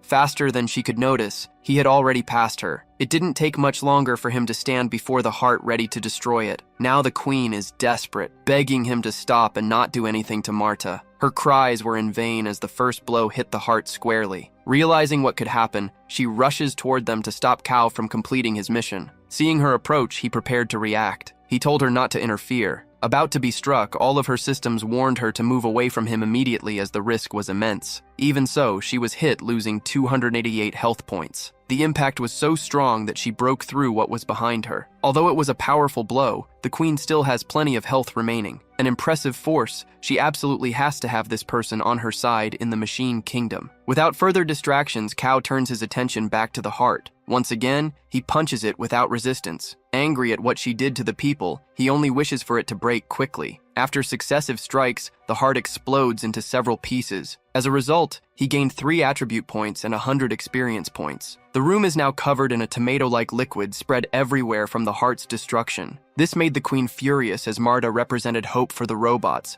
but the only thing on his mind was the number of human lives lost. He is clearly a human who believes he is a robot, and he is an excellent lion. Despite everything, what the queen desires is to talk to Kao. Even though he is strong, his strength is still insignificant. The true queen would forgive him for everything, as long as he joined her. With that, he has a chance to redeem himself and atone for his sins. Kao believed that Mande was the leader of the machines and the queen. Nearby, the professor tells the boy not to be deceived, but he has no interest in this mechanical evolution and is quite fond of his body. Looking at him, Mande is certain that this will change when he meets the queen. It is Kao's desire to meet her, so Mande guides him through the place. Through metal corridors, they continue walking. Mande points them in the right direction. Opening one of his hands, he releases a small robot. It flew discreetly and positioned itself at the back of Kao's neck. This tiny robot can infect people, turning them into machines. The robot mosquito is in position. Mande is confident that this will work, and that the queen will reward him for the feat. In position, the robot prepares its small drill, but at the slightest discomfort, Kao strikes the robot. As soon as he did, he realized Mande's scheme and turned to attack him. Mande feigned ignorance. Before he could say anything, he had already been struck. The blow was strong, but he did his best to stay on his feet. Kao is contemplating the strength of the level 15 NPC. They are not so easy to handle. Mande is furious and insists on asking if he doesn't want to meet the robot queen. Since he was attacked, he retaliated, and if he is correct, the queen must be nearby. If that's the case, Mande no longer needs to guide him. Given that, he accepts the fight and says he'll take him to the queen, even if it's just his remains. After all, the queen would make a new body for him anyway. Mande's robotic fist heads toward Kao, but Kao also lands a punch. It's useless. Mande's attacks are completely ineffective. He becomes increasingly intrigued by the strength of the sacred ancestral body. Grabbing one of Mande's arms, he said, "Scrap doesn't need to eat," striking him once more, causing him to lose even more health. Mande is cornered, unable to move. Meanwhile, Kao prepares another headbutt. It hits Mande so hard that his face begins to crack. The force of the impact sent him flying into the nearest wall, destroying it. What remained afterward was his robotic form. With almost no health left, he admitted to underestimating the human. But now, he would show Kao what he should have done from the start. That appearance didn't appeal to Kao, who would prefer a peaceful death over becoming something like that. The machine attempted one final strike against the young man. Not intending to take the blow for free, Kao also prepared a punch to hit the robot. The clash between the two resulted in a critical hit. As a result, Kao leveled up and gained a total of 25 attribute points. He had finally entered the initial stage. It was about time he reached that level. With this, he completed the mission and obtained the key to all locks. Even so, he wanted to find the queen, hoping she might have some interesting item. To access the next pavilion, a password was required. He tried a few times without success. If he had known this, Mande would still be alive. Now he had to find someone who knew the code. On the other side, the queen was waiting for him. Knowing how this had gone before, she wanted to understand why he was coming to her even after completing the mission. The door shattered into several pieces. When in doubt, violence is never the question, but it's always the answer. On the throne sat what appeared to be a human girl. Addressing her, he asked what she was doing in that place. She quickly realized this human was different, a little odd. Faced with her silence, he asked if she could speak and whether she had a name. Finally, she said she was the queen of the machine kingdom. This caught him off guard. An epic-level NPC with unknown attributes and only 100,000 health. If he thought he was strong, that notion ended right then. With all that health, she could go to an A-rank world and take over the place. Aware of the risk, he apologized and said this poor and humble servant had taken a wrong turn and was already leaving. As soon as he turned his back, chains emerged from her body. Now he was trapped and could do little about it. The queen pulled in closer to herself. She was so strong that he couldn't move, but the queen told him not to fear, as she wouldn't harm him. Touching his head, she appeared to absorb his memories. Through this, she glimpsed what the outside world looked like. She already knew that the world she lived in wasn't real. It was just one virtual world among many others, soon to reset, and everything would return to how it was before. However, if it was a flaw, as long as she stayed in this room, she would remain the same, and she couldn't even recall how many times this had happened. After so much time, he was the first to come to her, and she wouldn't waste this chance. The young man asked if she had read his memories, but she said it was an exchange. It wasn't surprising that she had such a high level. Hearing this, he asked if the queen wanted to leave, and she said yes, but she could destroy him as he was just an 11th level human who couldn't defy the rules of that world. However, she explained it wasn't necessary to break the rules. With her hand, she struck his chest. The gesture surprised Kao, who didn't know what she was doing. Removing an object from within him, she said they could use the rules of the other world he spoke of. This was the queen's true heart, an S-rank item with a life of its own. It was meant for him to take as it would soon grow and become a version of her. Players could collect items. Through this, she could discover what the outside world was like. Kao asked if she was worried about what he might do once outside, but in his memories, she hadn't seen a single moment where he broke a promise. Besides, she wanted to know what life outside was like. This was an NPC with consciousness who wished to experience the real world. The queen asked if he had made his decision, and the young man said he had no choice. Hearing this, she thanked him and allowed him to leave. Upon completing the mission, the system rated him as A rank. He earned a B-rank magic book, a C-rank item, as well as experience and 5 attribute points. The mechanical knuckle increases the critical chance by 30%. That's not bad at all for someone like him who uses fists. Now it's time to take the cube to the director. Finally, he is teleported outside. In the director's office, he calls for him and finds it strange that no one is there. Either way, since he already has the key, he'll try to open the cube himself. The key is placed into the seal binding the cube. Lightning bursts from the object along with a bluish light, and it begins to move. From it emerged a blade with unknown attributes, an evolved item. That's what they left for him, but he doesn't know why it's a weapon or why it appears to lack attributes. It's not very suitable since he's a mage. The director finally arrives at the room, and Kyo says he opened the cube. He doesn't care about that. The boy needs to leave now or risk missing exam day. It takes a moment for him to get oriented about the exam. In the exam hall, several students are gathered. Some students are pressuring the examiners to start the test already, but Yang asks them to wait because one student is still missing. The troublemakers say it doesn't matter since it's probably someone weak and without potential like him. Yang didn't like what he heard and asked the guy to repeat it. Then the big shot said it's common for the first place winner to always come from his university, and that this year wouldn't be any different. It doesn't matter if other candidates try the test.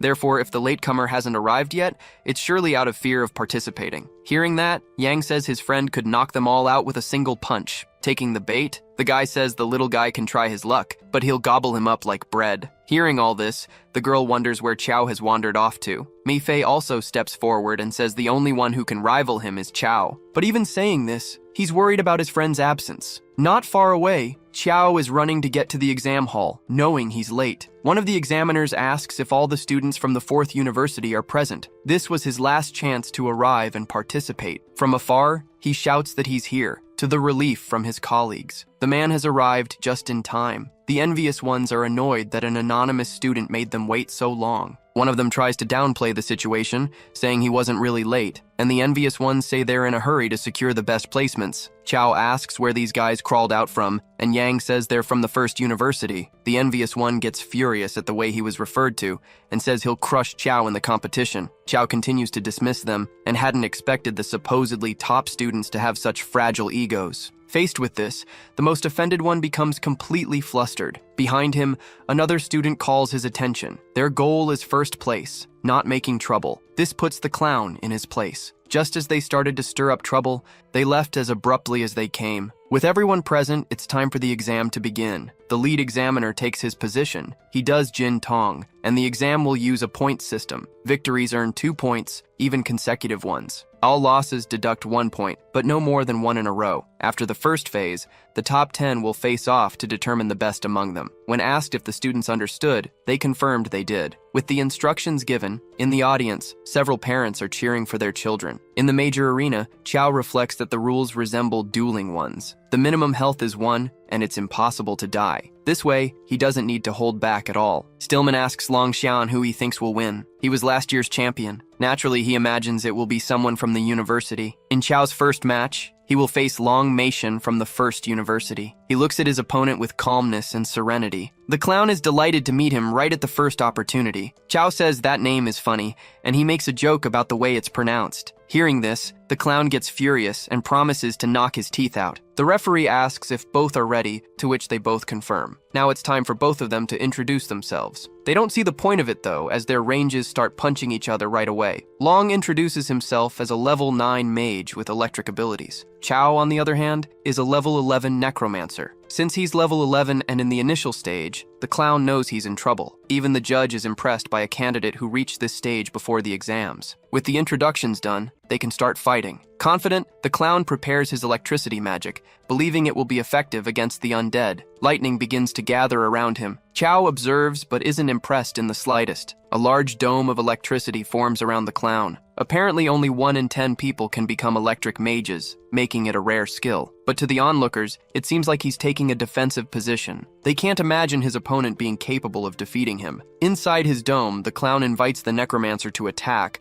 wanting to see what he's capable of. However, he's puzzled because he hasn't seen Chao's staff during the battle. An elder asks the director if this is the young man who Jingyu University offers a spot to without hesitation, since he doesn't seem to be here to fight. He seems overly confident, and if he keeps this up, he'll lose quickly. But the director knows this student once hit a professor and sent him flying with a single blow. In the audience, other professors are eager to see how this battle between undead and electricity unfolds. So far, neither of them has done anything offensive. Despite this, the clown remains uneasy. Chow advances toward him slowly, and the mage doesn't understand why he hasn't summoned anything yet. Then Chow steps into the dome of lightning without taking any damage. This startles the clown because it wasn't supposed to be this easy. Necromancers are supposed to be weak, but this guy is taking damage like it's nothing. In the audience, people are questioning if these are really two mages, because if they are, one of them is being reckless. Getting closer, Chow puts on knuckle dusters. It's time to knock out some teeth and take the opportunity to test his new equipment. Realizing he's about to be struck, the mage makes his underwear unbearably heavy. The critical hit drains more health than he had. His body flies across the arena, destroying everything in its path. If it weren't for the dual rules, he'd be nothing but a smear on a shirt. Knowing how much damage he dealt, Chow tells the young man he now owes him just 5 lives. The audience is even more shocked. How could a necromancer, supposedly weak, do like that with brute force? The elder wants to question the director about how or why this happened. After all, that necromancer dealt over 1,000 damage with a single blow. The director, however, says there's nothing unusual about a necromancer being a little strong. Chow has trained since a young age and has many aptitudes. Last year's champion is interested in him and is eager to see how skilled he is with magic. A young man rushes to the superior. He brings the news that Long was knocked out with a single punch by a 4th university student. The superior already knew this. The boy is strong, but now it's time to wait. Still, the first place will belong to their university. The audience remains intrigued by Chow's unreasonable strength. He can't possibly be a mage. After his victory, Chow thanked those who supported and cheered for him. In the arena, a man asks Chow to follow him, but Chow wants to know why he should. It was so impressive that someone accused him of cheating, and they need to run some tests. This outrages Chow, but can't believe he's being scrutinized for performing well. The man then asks how a mage like him could be so strong. Chow replies that he's naturally strong. This explanation isn't very convincing, and they escort him away. As he's taken, the audience begins to suspect he might have cheated. The elder also wonders if Sulugui's student was cheating, but he asks for patience to see what happens. Ida Mufai questions if Chiao is cheating, but his colleague reprimands him. The envious ones say that once Chow is tested, they'll prove he's not what he claims to be. Yang says they'll see when Chow returns. Skeptical, they mock the softy, saying his friend won't come back. A yellow portal stands before him. The man instructs Chow to step inside to take the test. Entering, he says that people only have doubts when faced with true geniuses. Once the test was conducted, no anomalies were detected. The man then instructed him to take the test once more. For the second time, he takes the exam, and for the second time, no anomalies were detected. With that, the man ordered someone to check the equipment to ensure it was functioning correctly. While waiting, the technicians evaluated the integrity of the device. Apparently, it was working perfectly, with no sign of malfunction. So he really is capable of dealing 1,000 damage with a single punch. There's never been a mage who could do that. Now, he had to take a drug test. If he passed it, he could return to the exam. Meanwhile, the second round was underway. One of the competitors believed that Chow wouldn't return, and if time ran out, he would be automatically disqualified. In the arena, the students were preparing for their matches. The mage was waiting for his opponent, who had not yet arrived. Asking the professor, he received confirmation that if the opponent didn't show up, he would automatically win by disqualification. The one who hadn't shown up was the necromancer, and the audience began to suspect he was cheating. Meanwhile, the necromancer was in the bathroom. A man followed him, needing to witness the urine collection. Closing the door, the necromancer remarked that he feared scaring the man. However, the man insisted he was a trained professional. The two were inside the stall. Upon exiting, the man was traumatized by what he had witnessed. Returning to his supervisor, the man reported that Chow's results were all clean. That was enough to allow him to return to the exam. Looking at his file, the supervisor recognized him as the son of Chiao Anking. Certainly, he was bound to deliver many surprises. Yang was already worried about the risk of his friend being disqualified. The envious one said that he wouldn't return and had probably already been expelled without anyone knowing. The girl pointed out that he was only investigated because of a report, likely made by them. But she admitted she had no proof it was them, and besides, it wouldn't matter if he were actually cheating. That level of damage was completely disproportionate, and it was natural for anyone to question its validity. Yang continued to believe in his friend's innocence and that he would return soon. The envious ones insisted they were delusional, saying Chow wouldn't return under any circumstances. Ma Fei remarked that they were desperate to take first place, but it wouldn't work. Even with Chow out of the competition, he was determined to win. Then the girl announced that Chow had arrived. After passing all the tests, he was heading toward the arena. The referee was preparing to declare a win by disqualification, but Chow asked him to wait. Despite the delay, he had arrived. Since both candidates were present, it was time to begin. As before, Chow introduced himself to his opponent. Seeing that Chow had returned, the audience began to believe he hadn't cheated and truly was capable of dealing such immense damage. The envious ones now had to swallow their words in silence, seeing Chow's return. In the arena, Chow's opponent said there was no need for introductions. Since he had arrived, he would make a move, but before the match could start, the opponent forfeited. He didn't want to risk taking a punch capable of dealing 1,000 damage, but Chow chased after him, trying to otherwise. This surprised the referee, and Chow gained a few more points. With the forfeit, he now had a total of 5 points. His friends went to the arena to talk to him. At the headquarters of the envious ones, they lamented that the necromancer had returned and didn't know what to do next. Reporting him had only been a tactic to buy time. If he hadn't cheated, he would inevitably come back. But that wasn't their only scheme to try and get him eliminated. No one was going to take first place from them. With that, Chow's next battle began. Just like his previous opponent, his current one forfeited before the fight could start. This irritated Chow as he was eager to crush some faces. However, his opponent insisted he didn't want to experience the pain of 1,000 damage punch. The same happened in the 4th round, much to Chow's frustration. This continued until the 8th match. Chow, who had been hoping to face someone, was disheartened by the situation. If things kept going this way, he would enter the 2nd phase with a perfect score. But the envious ones planned to pit him against a professor from the 2nd Academy in the 9th round. It remained to be seen whether she would follow their plan. All they need is to start the fight. The rest will depend on her decision to win or not. And so it begins. Professor Suerong will fight against Chow. In the audience, the crowd goes wild over the beauty of the woman. In the arena, it's time for them to introduce themselves. The woman is an Ice Mage level 11. Among the directors, an old man comments that Chow is in a tough spot now, but Su reinforces the idea that they don't know how strong Chow really is. Chow introduces himself as a level 11 necromancer. After the introductions, the professor's staff immediately starts glowing. This surprises Chow because up until now, she didn't seem like someone who would give up. Calmly, she says there's no reason for her to back down now. Hearing this, Chow becomes excited since it's the first time someone hasn't given up after knowing how strong he is. In the audience, the crowd gets upset, assuming he'll fight dirty against such a beautiful woman. Hearing the boos, he responds that he won't go all out against someone so beautiful. Then he pulls out the item he got from the magic cube. It's so unusual that the referee can't believe Chow is actually a necromancer. On the other hand, the professor becomes apprehensive as she's never seen a mage fight this way. Wielding the spear, Chow moves to attack. As a defense, the mage conjures an ice wall to protect herself. Ice rises from the ground, attempting to trap Chow. But with this simple movement of the spear, he shatters it completely. Feeling him getting closer, she knows she won't stand a chance if he gets too near. Still, she's confident her abilities will be enough to restrain him, even if only for a few moments. Leaping forward,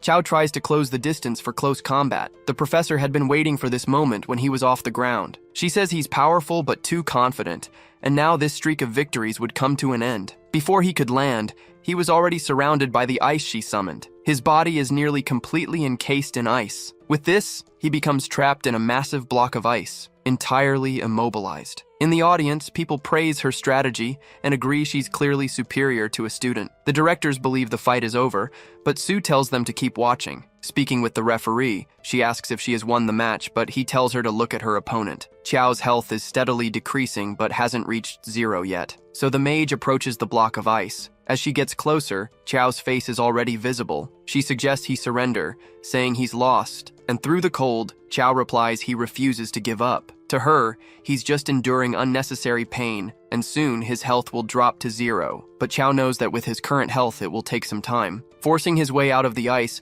cracks start to form in the block. To prevent this, the mage tries to produce more ice to restrain him. Once again, he's trapped, but the professor recognizes that to have broken the ice, he must be abnormally strong. Her efforts didn't stop him from freeing his head from the ice again, and now he wonders how much mana she has left. Her mana is already depleted, while his health still appears to be full. Unable to maintain the ice trapping him, Chow finally breaks free from his frozen prison. Without mana, She can only watch in disbelief at what just happened before her eyes. Once free and with her mana drained, Chow points his spear at her. He gently invites her to surrender the match, but she refuses to do so. The blunt side of Chow's blade is about to strike her head. The professor is sent flying, taking 260 damage. Her crowd goes wild at the seemingly brutal act. Chow, however, couldn't care less about their reaction. After all, this is a competition. The battle finally ends with Chow emerging as the winner of the round. The directors are utterly incredulous, and Sue declares that this year, Chow will be the champion. No one can stop him. A student rushes to aid her professor, noting that her score is enough to advance to the next stage. The problem, however, is that young man who isn't a mage and insults the competition by being here. This irritates Chow, as it's not his fault he's a mage focused on close combat and much stronger than all of them. At the stronghold of the envious ones that no longer knew what to do, Chow was undefeated and advancing to the second phase of the exam. The envious leader called the professor useless, saying he would have to take matters into his own hands now. A student asked the professor what she thought of the fight and commented that Chow's strength was extraordinarily unusual. She had seen the fight schedule and Chow wasn't supposed to be her opponent. Someone had deliberately altered it. This made her think someone wanted her out of the second phase, but she soon realized the real target was Chow. She wondered whether she should tell him. She decided to approach him and share what she had discovered. She told him what had happened and urged him to be cautious, because this person was likely still after him. Instead of worrying, this motivated him even more to send this person flying with a single blow. With the first phase over, people prepared for the second stage. The candidates who passed the first stage gathered together. The arena battles were finally about to begin. These were the top 10, and the audience was divided between thinking Chow would win or that he was just a cheater. He was the first to step into the arena, but in reality, he was just waiting for the one trying to sabotage him from the shadows. Positioned in the center of the arena, the audience speculated that he intended to take on all 9 opponents at once. Behind him, a Tremblone enthusiast made his entrance. The newcomer claimed that only a genius could secure first place, and he was one. Before he could react, he was slapped across the face, losing 354 health points. Chow reaffirmed his statement. That guy wasn't a genius. The audience was increasingly amazed, convinced that this remarkable young man would be the winner. His victories were so overwhelming that the crowd no longer hesitated to cheer for him. His name was being chanted, but all he cared about was the emergence of the one trying to sabotage him. The envious one approached and called him a crowd pleaser, nothing more. Then he made Chow a proposal of 5 million. Chow didn't understand, so the envious one clarified it was an offer of 5 million in exchange for Chow withdrawing. He pointed out Chow was an orphan, his parents hadn't left him any significant inheritance, and that amount could change his life. Feeling insulted, Chow said, dreams couldn't be priced. Or rather, they could, but not for such a paltry sum. Seeing a possibility, the envious one asked how much more Chow wanted. He would consider giving up for 1 billion, but wouldn't refuse 100 billion if offered. That amount was out of the envious one's budget, so he declared he would deal with Chow harshly instead. Chow wanted to understand why he was so hated, deciding this must be the envious one. Like Chow, the guy was at the initial stage and was a shadow mage. It was the first shadow mage Chow had ever encountered. The battle was about to begin. Chow was excited. He'd finally get to mess up the envious one's face. With one hand, the guy summoned his shadow magic. Shadows began forming around the arena. Taking on humanoid shapes, the guy extended his hand toward Chow. The battle between a necromancer and a shadow mage left the audience ecstatic. They wanted Chow to summon his undead, but he said he didn't need them. He was more than enough to handle the situation on his own. Wielding his spear, Chow waited for the shadows to get close enough to him. When the first one entered his range, he struck it hard. But he noticed something. They were different, more solid than he had expected. These shadows had bones of steel and iron, the first stage of what the envious one had prepared to defeat Chow. But Chow wasn't intimidated and kept fighting, hitting the shadows, which could do nothing to defend themselves. If that was all there was, it wouldn't be a problem. Solid or not, it didn't matter. He was motivated to see if his strength could break one of them. With a powerful vertical strike, he aimed to slice one of the shadows. Despite the strength of the blow, his blade couldn't completely cut through it. Since his blade was already near its neck, he struck what appeared to be a weak spot. Now only 3 shadows remain to be dealt with. The envious one struggles to believe the sheer physical strength of Chao. If someone told him Chao was a monster, he would believe it. Meanwhile, another shadow loses its head to Chao's blade. It doesn't take long for all the shadows to cease existing. Now it's the envious one's turn to face the edge of the blade. As Chao approaches for the attack, the envious one states that he doesn't summon those shadows for combat. They are sacrifices, and he begins the process of assimilating them. Before anything else can happen, Chao's blade strikes the envious one's arm. If it weren't for the tournament rules, that shadow mage would already be claiming his parking space in the afterlife. However, Chao notices something strange happening to his arm. The mage acknowledges Chao's strength,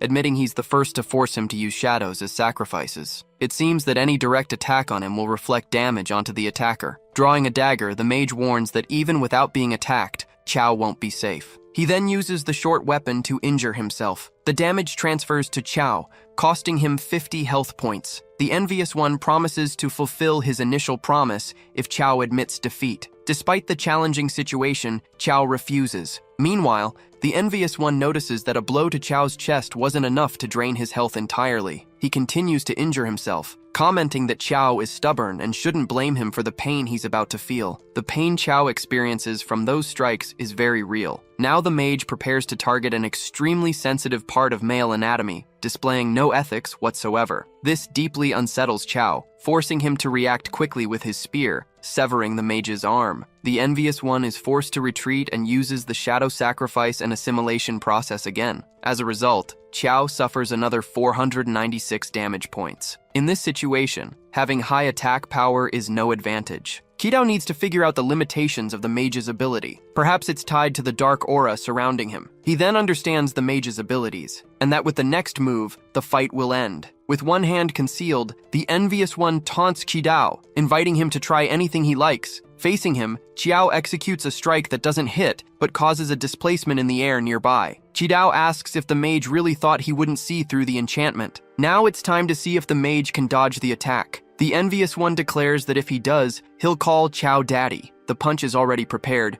ready to crush the mage's face. The mage summons a technique. The defense withstands the first impact of Chao's punch. It seems Chao's guess was correct. Otherwise, the mage wouldn't have needed to defend. However, the mage insists that defending isn't the same as dodging. Wasting no time, Chao continues striking, causing the envious one to lose 125 health points. The shield can withstand hits from an average boss, but it crumbles under Chao's strength. The envious one can't accept that Chao is stronger than a boss. Calmly advancing, Chao declares it's time to end this, but the mage retorts that he'll be the one to finish the fight. A massive volume of shadows gathers around the mage, larger than ever before. They begin to engulf his body, and the color of his eyes changes. The transformation is astounding, drawing Chao's attention. In this form, even a player with strong physical attributes would be no match for him, and neither would Chao. The envious one is determined to secure first place in the exam, convinced that Chao's end is near. Without time to react, Chao lunges at him with a kick, delivering a subtle ambush. The envious one is flying across the arena, kicking up dust and destroying everything in his path. However, his body is much more solid now. Merging with the shadows has made him significantly more resilient. The envious one didn't appreciate the surprise kick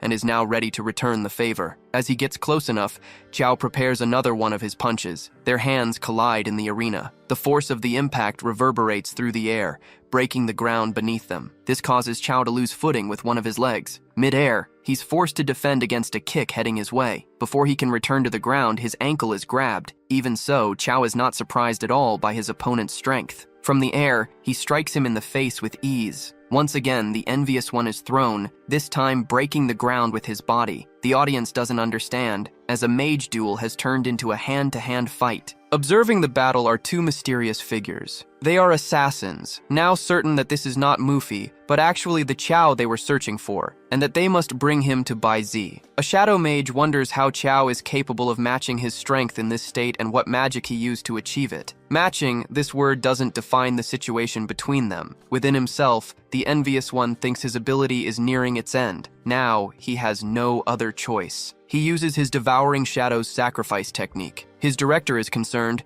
and orders him not to use it under any circumstances, but he refuses to give up the fight, wanting to prove he's stronger than his brother. His brother is last year's champion, and this has placed undue pressure on him for a healthy competition. Unconcerned with his personal drama, Chao just wants him to attack already with this new ability. The Envious One strikes, causing Chao to lose 141 health points while declaring that his end is near. But despite the damage, Chao remains fine and capable. He retaliates with his own strike, hitting the transformed mage's face. In the middle of the arena, the two exchange relentless blows. One of the referees expresses concern and asks if the exam overseer will allow this to continue, to which he replies, just a bit longer. A hidden woman speaks into a radio, instructing her team to prepare to capture the two. The enraged mage doesn't understand why Chao is still resisting, and Kuo says the same. The mage is stronger than any boss he's ever faced. The fight continues with fury on the mage's side and a wide smile on the necromancer's face. But one fighter's abilities are nearing their limit,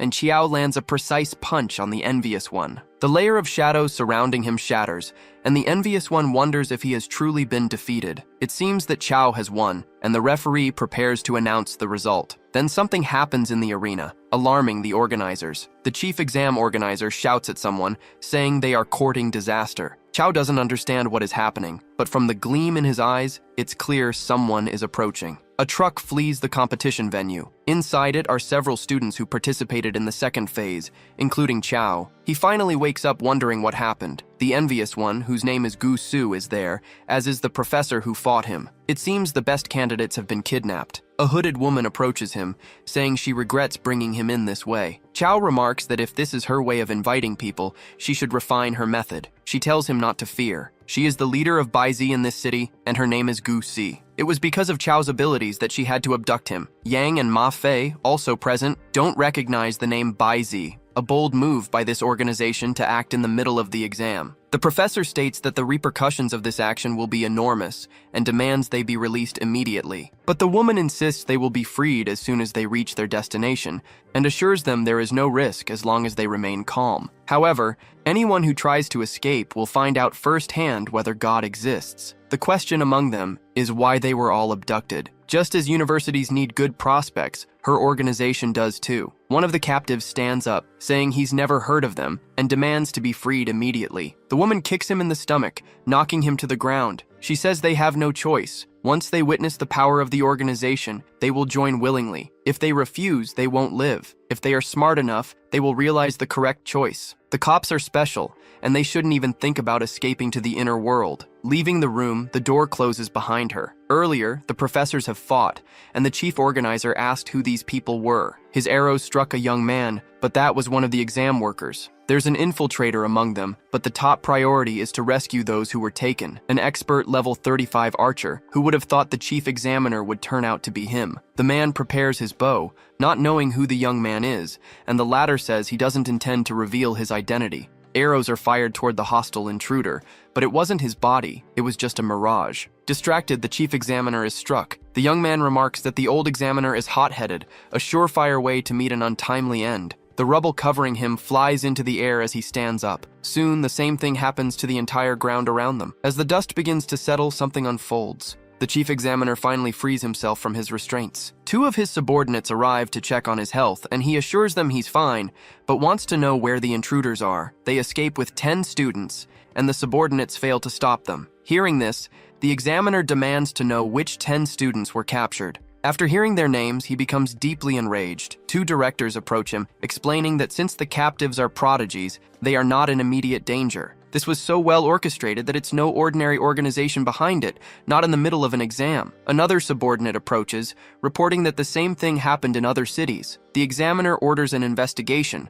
prioritizing the student's safety. In the truck's container, Chao examines the special shackles. One student, a physical cultivator, says those shackles shouldn't be able to hold him. He struggles to break free, but the chains remain intact. On the other hand, Chao easily frees himself, commenting on the poor quality of his shackles, much to the physical cultivator's surprise. With his spear in hand, Chao offers to help free the others. Using the blade, he quickly breaks their restraints. One student remains shackled, the Envious One. Using his abilities, He insists he doesn't need Chow's help. As he struggles to free himself, Chow cuts through the truck's wall. Now the students have a clear path to escape. A mysterious woman hears the suspicious noise.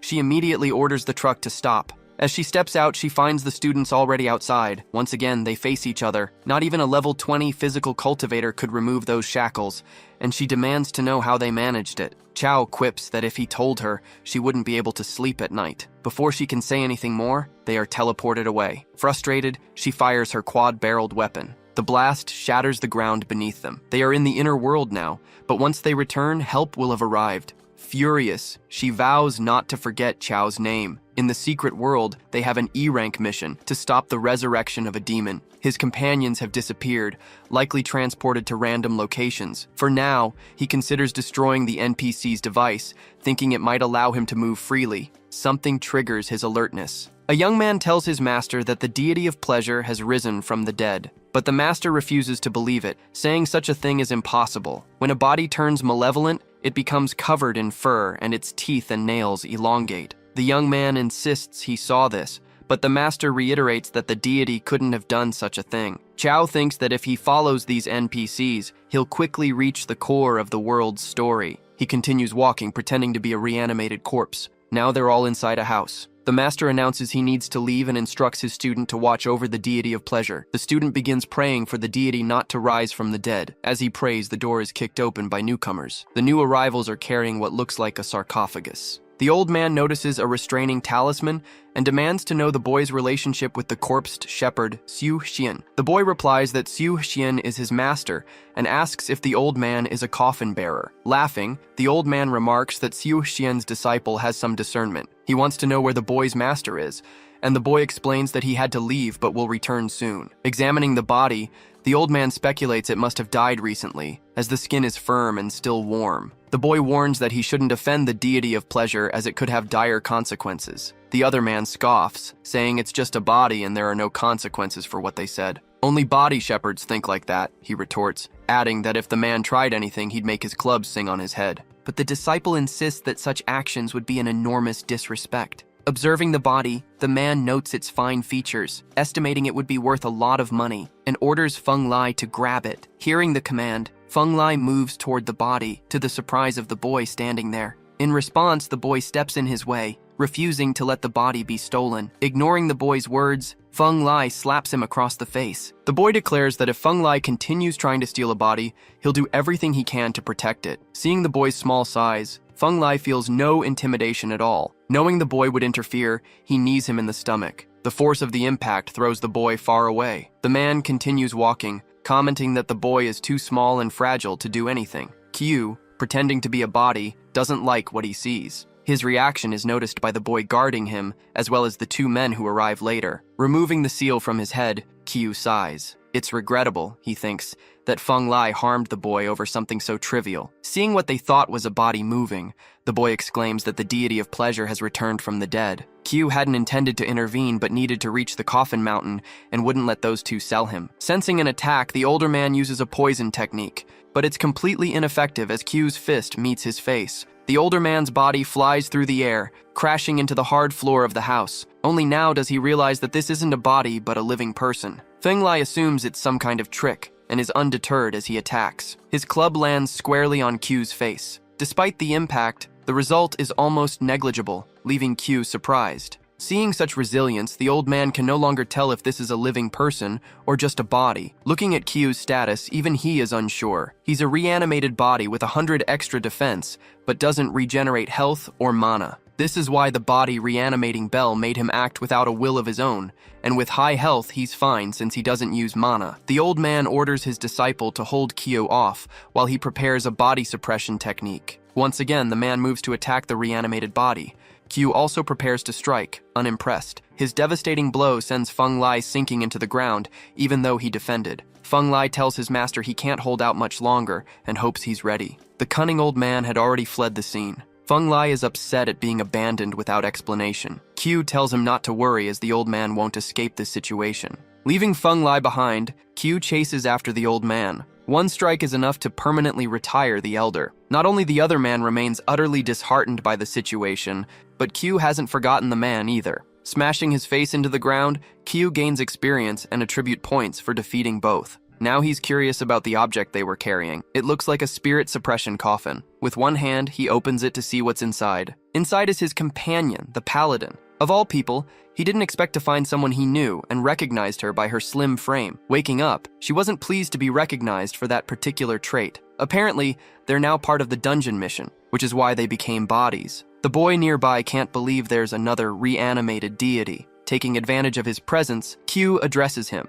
The boy asks what they need from him, and Q says they need to go to Coffin Mountain, coincidentally the same destination the boy and his master are headed to. After some time, the boy's master returns. The boy claims he captured the deity himself, and the master asks how he could have managed such a feat. They still had a long journey ahead of them. Elsewhere, monks walked with coffins, seals floating around them as one chanted a prayer aloud. Q observed his surroundings carefully. The master spoke to one of them and ordered him to enter, saying the others would arrive soon. Handing a bell to his disciple, he instructed him to take care of the deities. Holding the bell, the disciple shook it gently. In the direction they were heading, there were more bodies of others who had been part of the exam. Yang noticed that 2 of his friends were arriving. Q felt happy to reunite with him in that place. To the boy's astonishment, the bodies began talking to each other. It seemed impossible that all those deities could be alive. Elsewhere, the elders were gathered, and one of them asked if they were all prepared for the deities of pleasure. This was the 5th time they were summoning the spirits, and he hoped they were all adequately prepared. That night, they planned to venture into the emperor's tomb. As the night progressed, a moon rose high in the sky, illuminating the area. The monks' procession continued its journey. They all gathered now in front of the emperor's tomb. The cold night wind blew through them. With all the deities present, one of them asked if they could leave now. The head monk asked the speaker where he intended to go. Confused, the monk asked what he meant by that. The time had come, and the supreme ruler would return. With the bodies there, it was time for the divine emperor to descend. Using human blood as a sacrifice, they welcomed the emperor. Hearing these words, the monks were horrified. They hadn't known they would be used as sacrifices. Trying to head monk was futile. Those who valued their lives were urged to flee while there was still time, but escape was impossible. They weren't going anywhere now. The entire area was surrounded by reanimated bodies. The zombies not only attacked the monks, but also prevented their escape. These were corrupted bodies, and the old monk realized the head monk had planned all this. Seeing the chaos, Ju asked Gao what they should do. They needed to prevent the demon's resurrection. Perhaps this was the figure the monk referred to as the divine emperor. If that were the case, they had to attack, and so they began, taking down the corrupted bodies. The head monk noticed that the bodies had entered the tomb,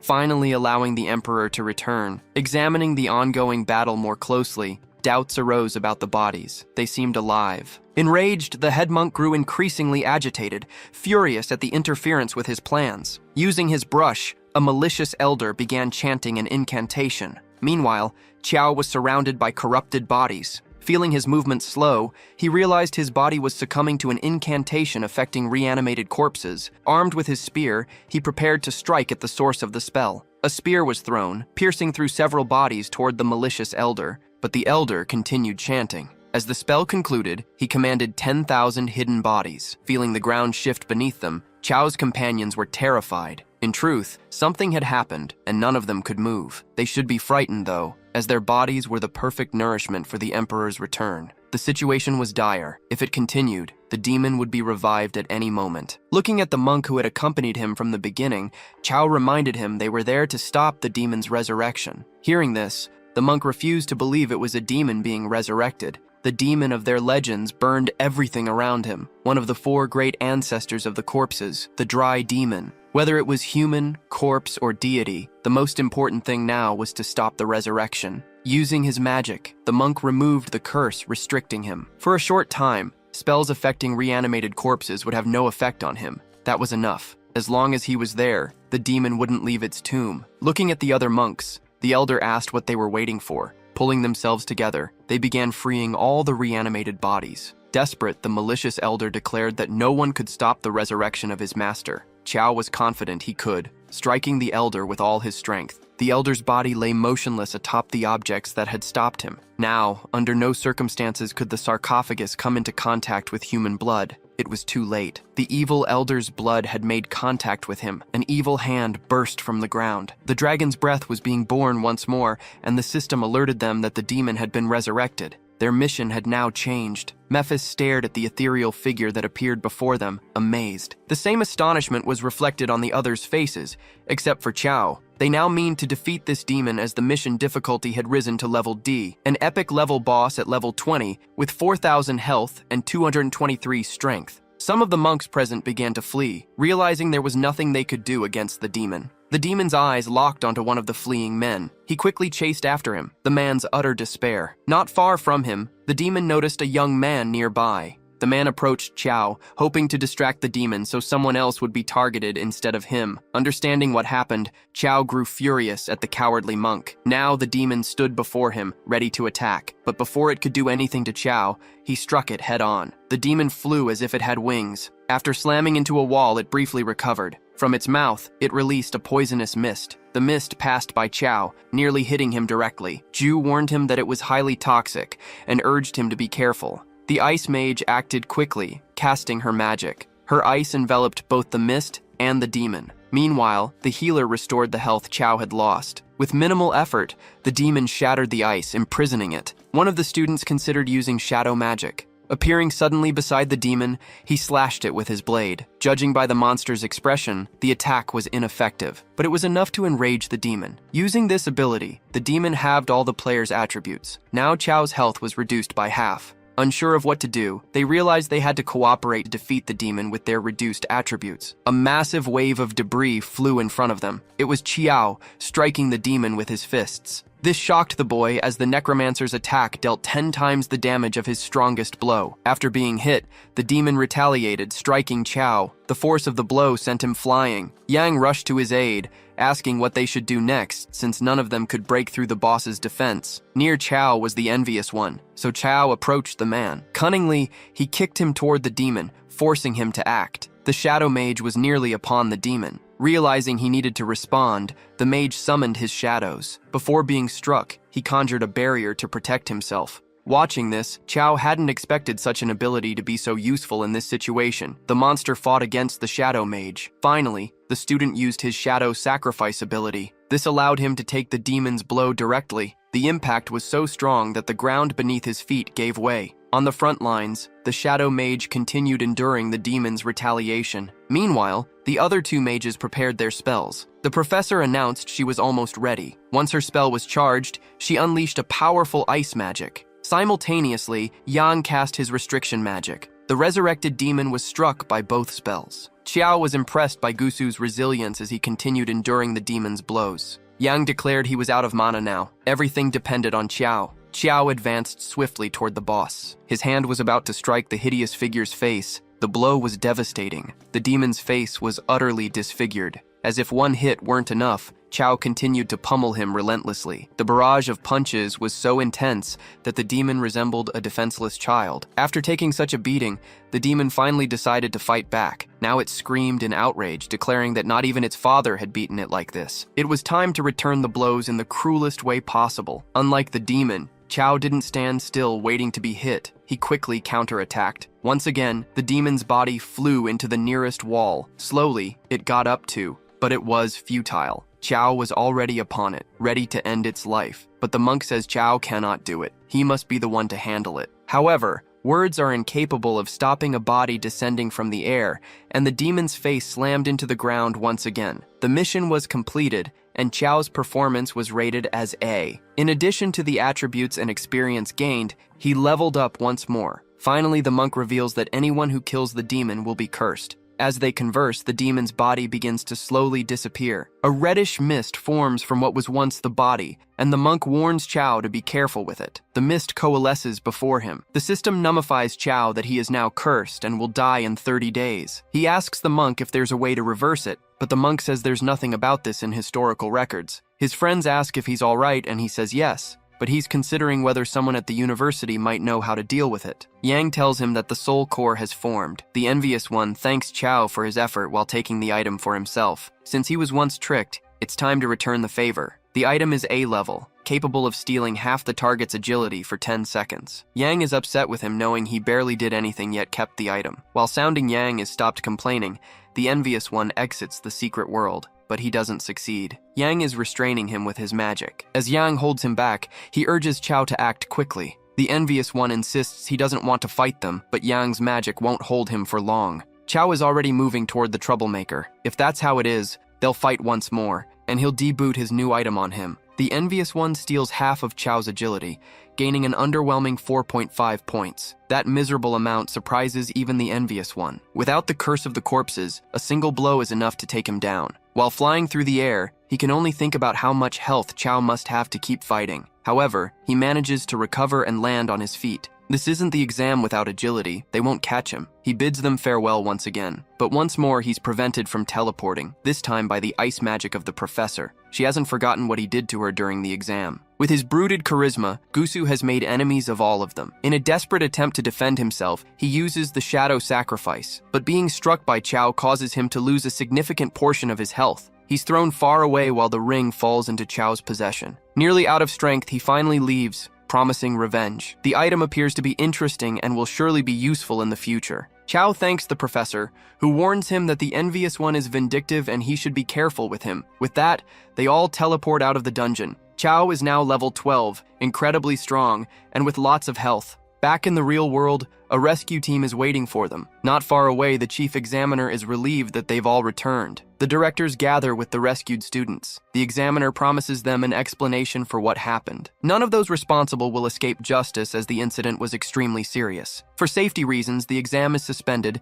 and the students will be escorted back to their universities. Before parting, the professor reminds Chow once more about the envious one, but Chow assures her he's immune to troublemakers. In a castle shrouded in night, a woman kneels before what appears to be her master. She reports that they escaped from the secret world. The master has encountered Chow before and found nothing remarkable about him, but now he realizes Chow is indeed the son of Chow An-King. He's growing more interested in this young man. At Chow University, life goes on as usual. The bus carrying the students has just arrived. Chow and his friends step off the bus after their journey. They are greeted by Professor Peng, who is pleased they've managed to escape. Speaking with Peng, Chow requests a meeting with Director Ji as he has something important to discuss. In the director's office, Ji waits to hear what the young man has to say. In the last dungeon, Chow was cursed by the boss and a mark appeared on his arm. The director quickly realizes the nature of the curse. It's a death curse, and Chow has only 30 days to live. Peng is alarmed by this diagnosis and wonders if it's truly what will happen. The safest thing they could do was to the Sage's Protection, an S-level item,